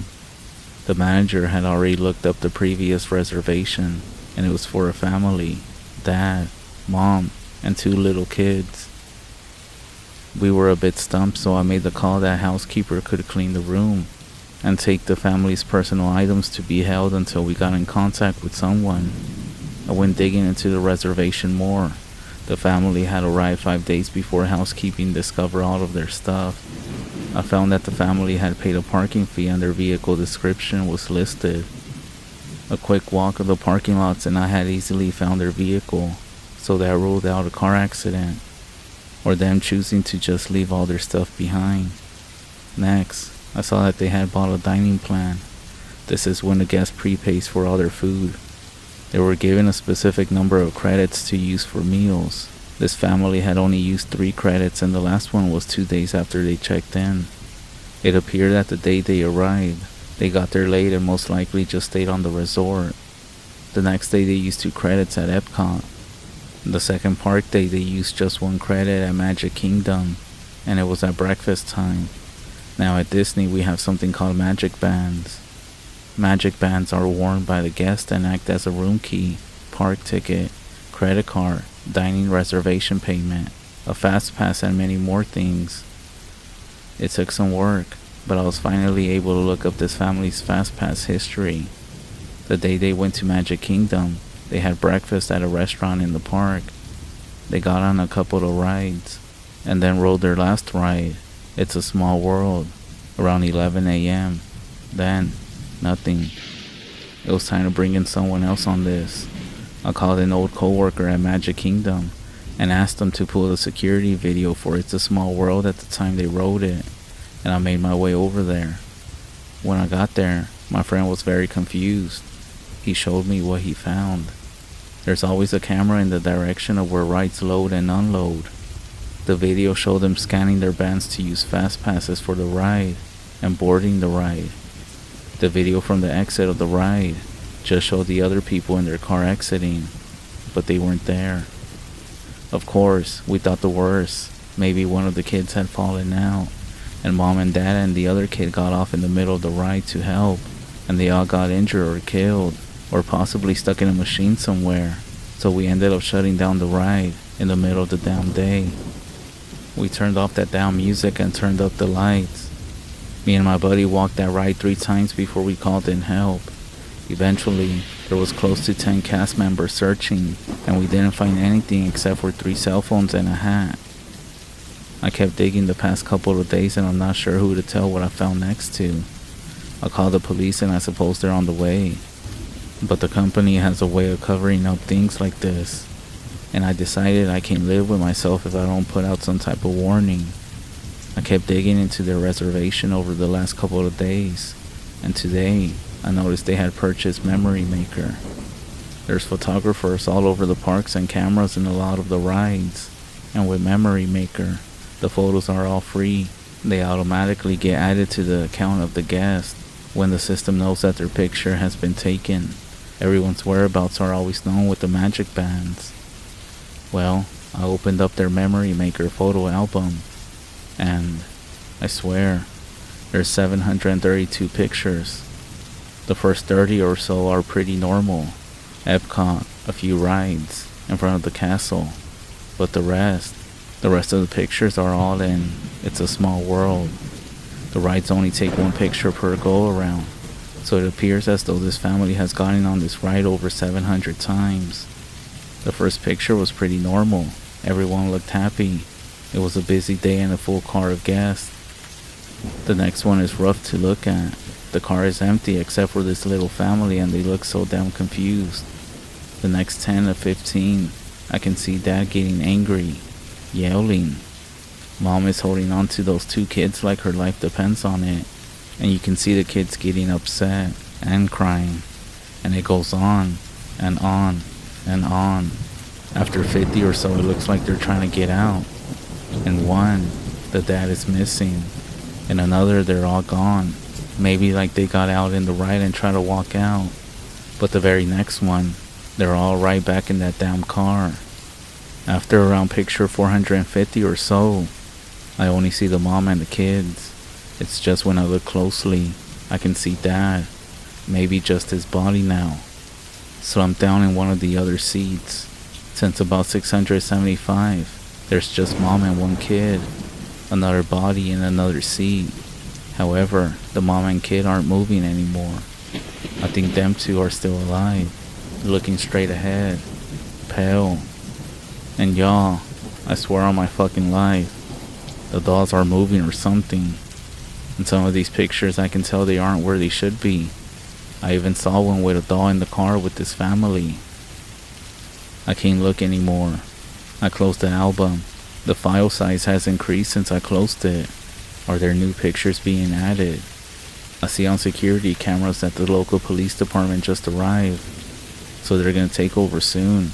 I wish I knew what the fuck is going on, but I also wish this damn thing had never landed in my lap. I don't think I'll be able to update this. After I talk to the police, I think I'm gonna walk out of here and never come back. I just wanted to get this out there before Disney feeds the media some bullshit cover-up as to why a whole family just disappeared. They didn't disappear.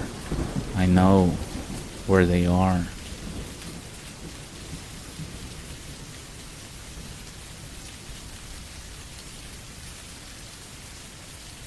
I had been a hunter for most of my life. Leading up to this incident, the smell of the warm air and the beauty of nature always had me at ease. I never felt scared alone at night because I have seen everything there is to be scared of. I have seen bears the size of a small car and animals so vicious They would kill anything that moved. The one thing I was never scared of was deer. I heard the tales of the Skinwalker, the Wendigo, and pretty much anything in between. My uncle was an expert in tracking and hunting. We always went on trips together and would always come back with a fresh kill. He had something about him. It was a rule. I remember it because it was weird. He never wanted to go hunting in winter. I never asked why. I'm not sure, but something about it always had me on edge. One day, it was winter, and I was about to go deer hunting when my uncle stopped at my front door. When he came in, he saw my packed supplies and my rifle, and knew I was about to go hunting. He immediately burst into a raft of anger as he dragged me to a wall and got into my face. "What the fuck do you think you're doing?" His spit went all over my face as he looked at me crazy. He looked primal, as if he was fearful of something that he did not want to share. It was the same face you would expect a child to make if they were dumped in the middle of nowhere. The same face of fear that you see in people who have PTSD. I calmly brushed them off and got to the door saying I was gonna go hunting. I was not about to fight with my uncle and ruin this trip, as I hadn't gone hunting for close to a month.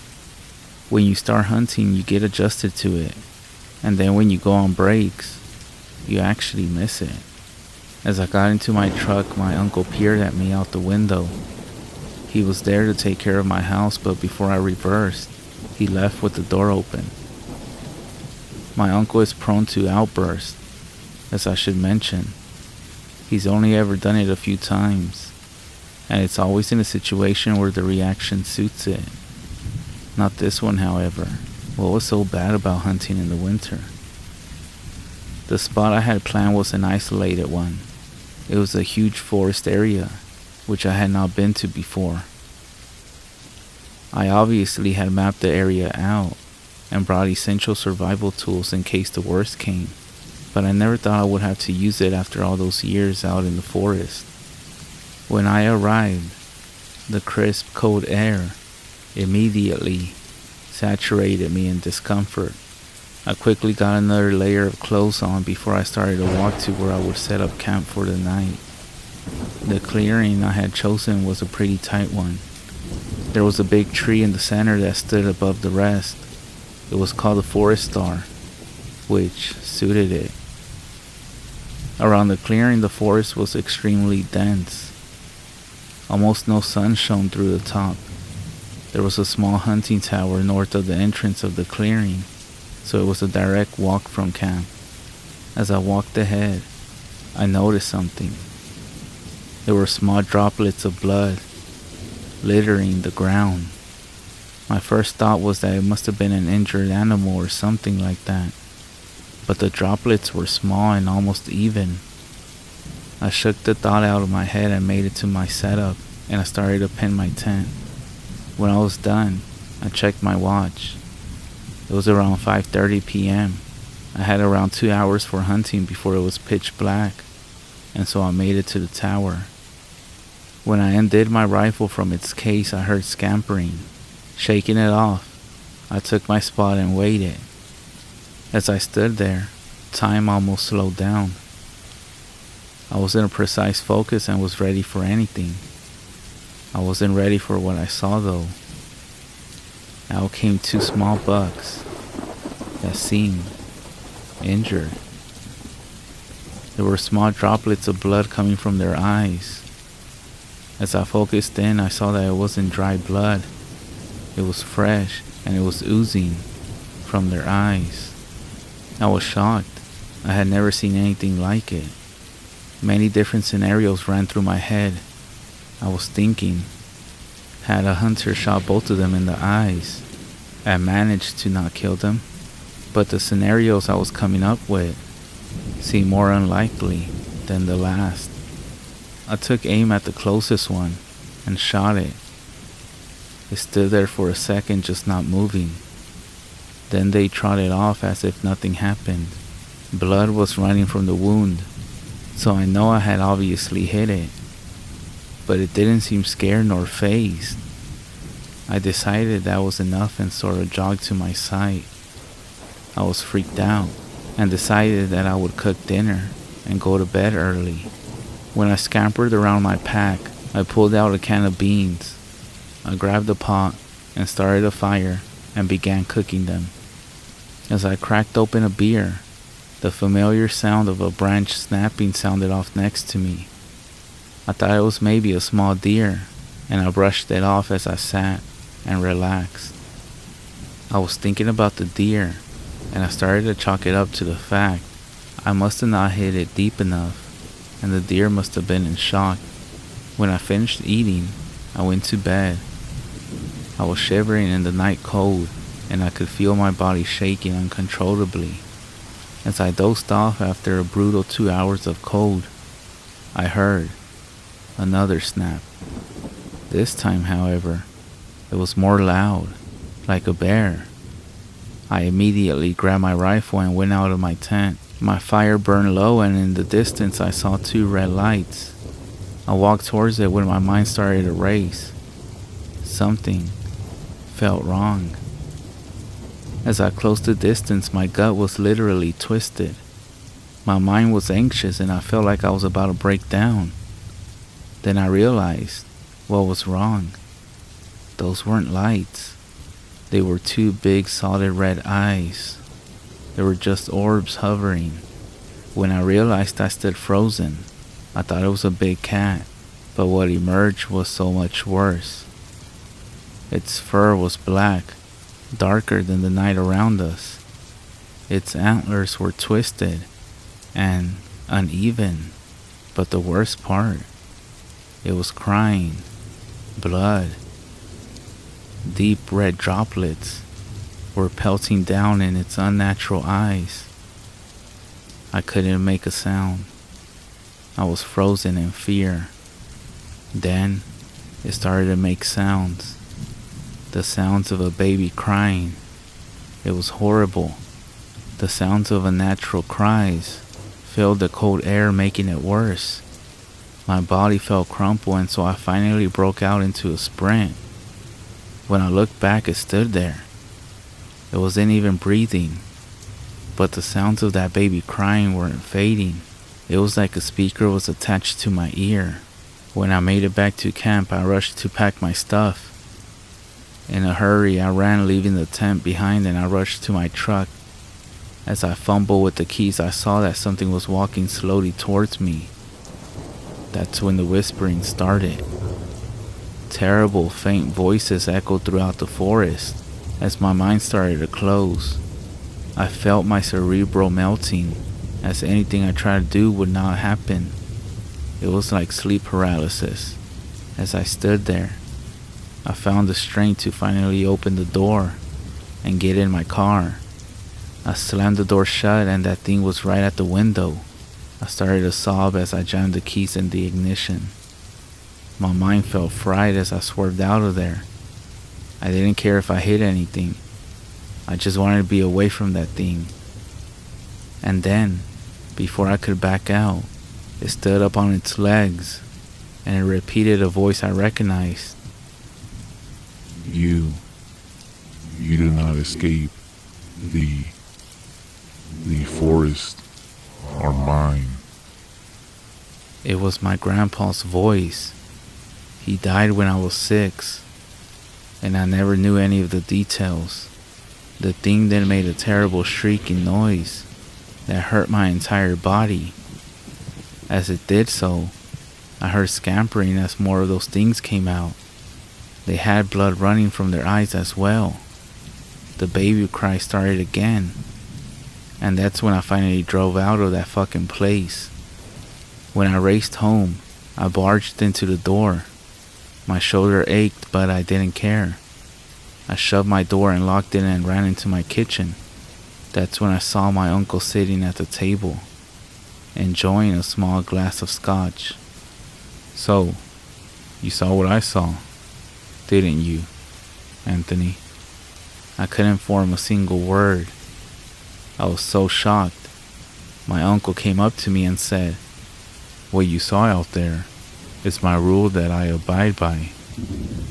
There are things in those forests in winter that are so horrible that even the most seasoned can't handle it. I saw it when I was a boy, and since then, I will never go hunting during winter. I finally mustered a sentence. What was it? He took a small sip before sitting me down. You saw something called Herberak. It's an old, ancient being that dwells in the forest during these winters. Hunters who see it never are the same again, but some never even come home. I was lucky. My uncle sort of sniffled as he told me about his encounter with Herberak when I was 23. My father and I went out into the woods on a very cold winter to hunt. Our family was struggling, so we didn't have much food. When we were hunting, my father called out to me, but before I could even get to him, I heard him yelled out before he fell silent. I never saw him again, but what stood there was worse than the loss of my own.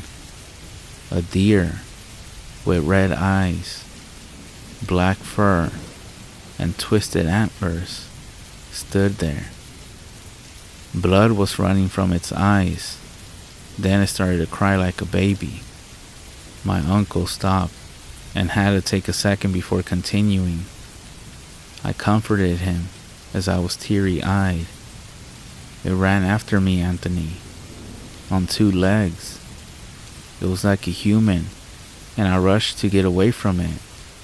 He rolled up his sleeve to reveal a terrible red scar that ran across the entire underside of his arm. It was trying to feast on me. It knew I feared it, but eventually I managed to lose it. He finally finished his scotch before continuing.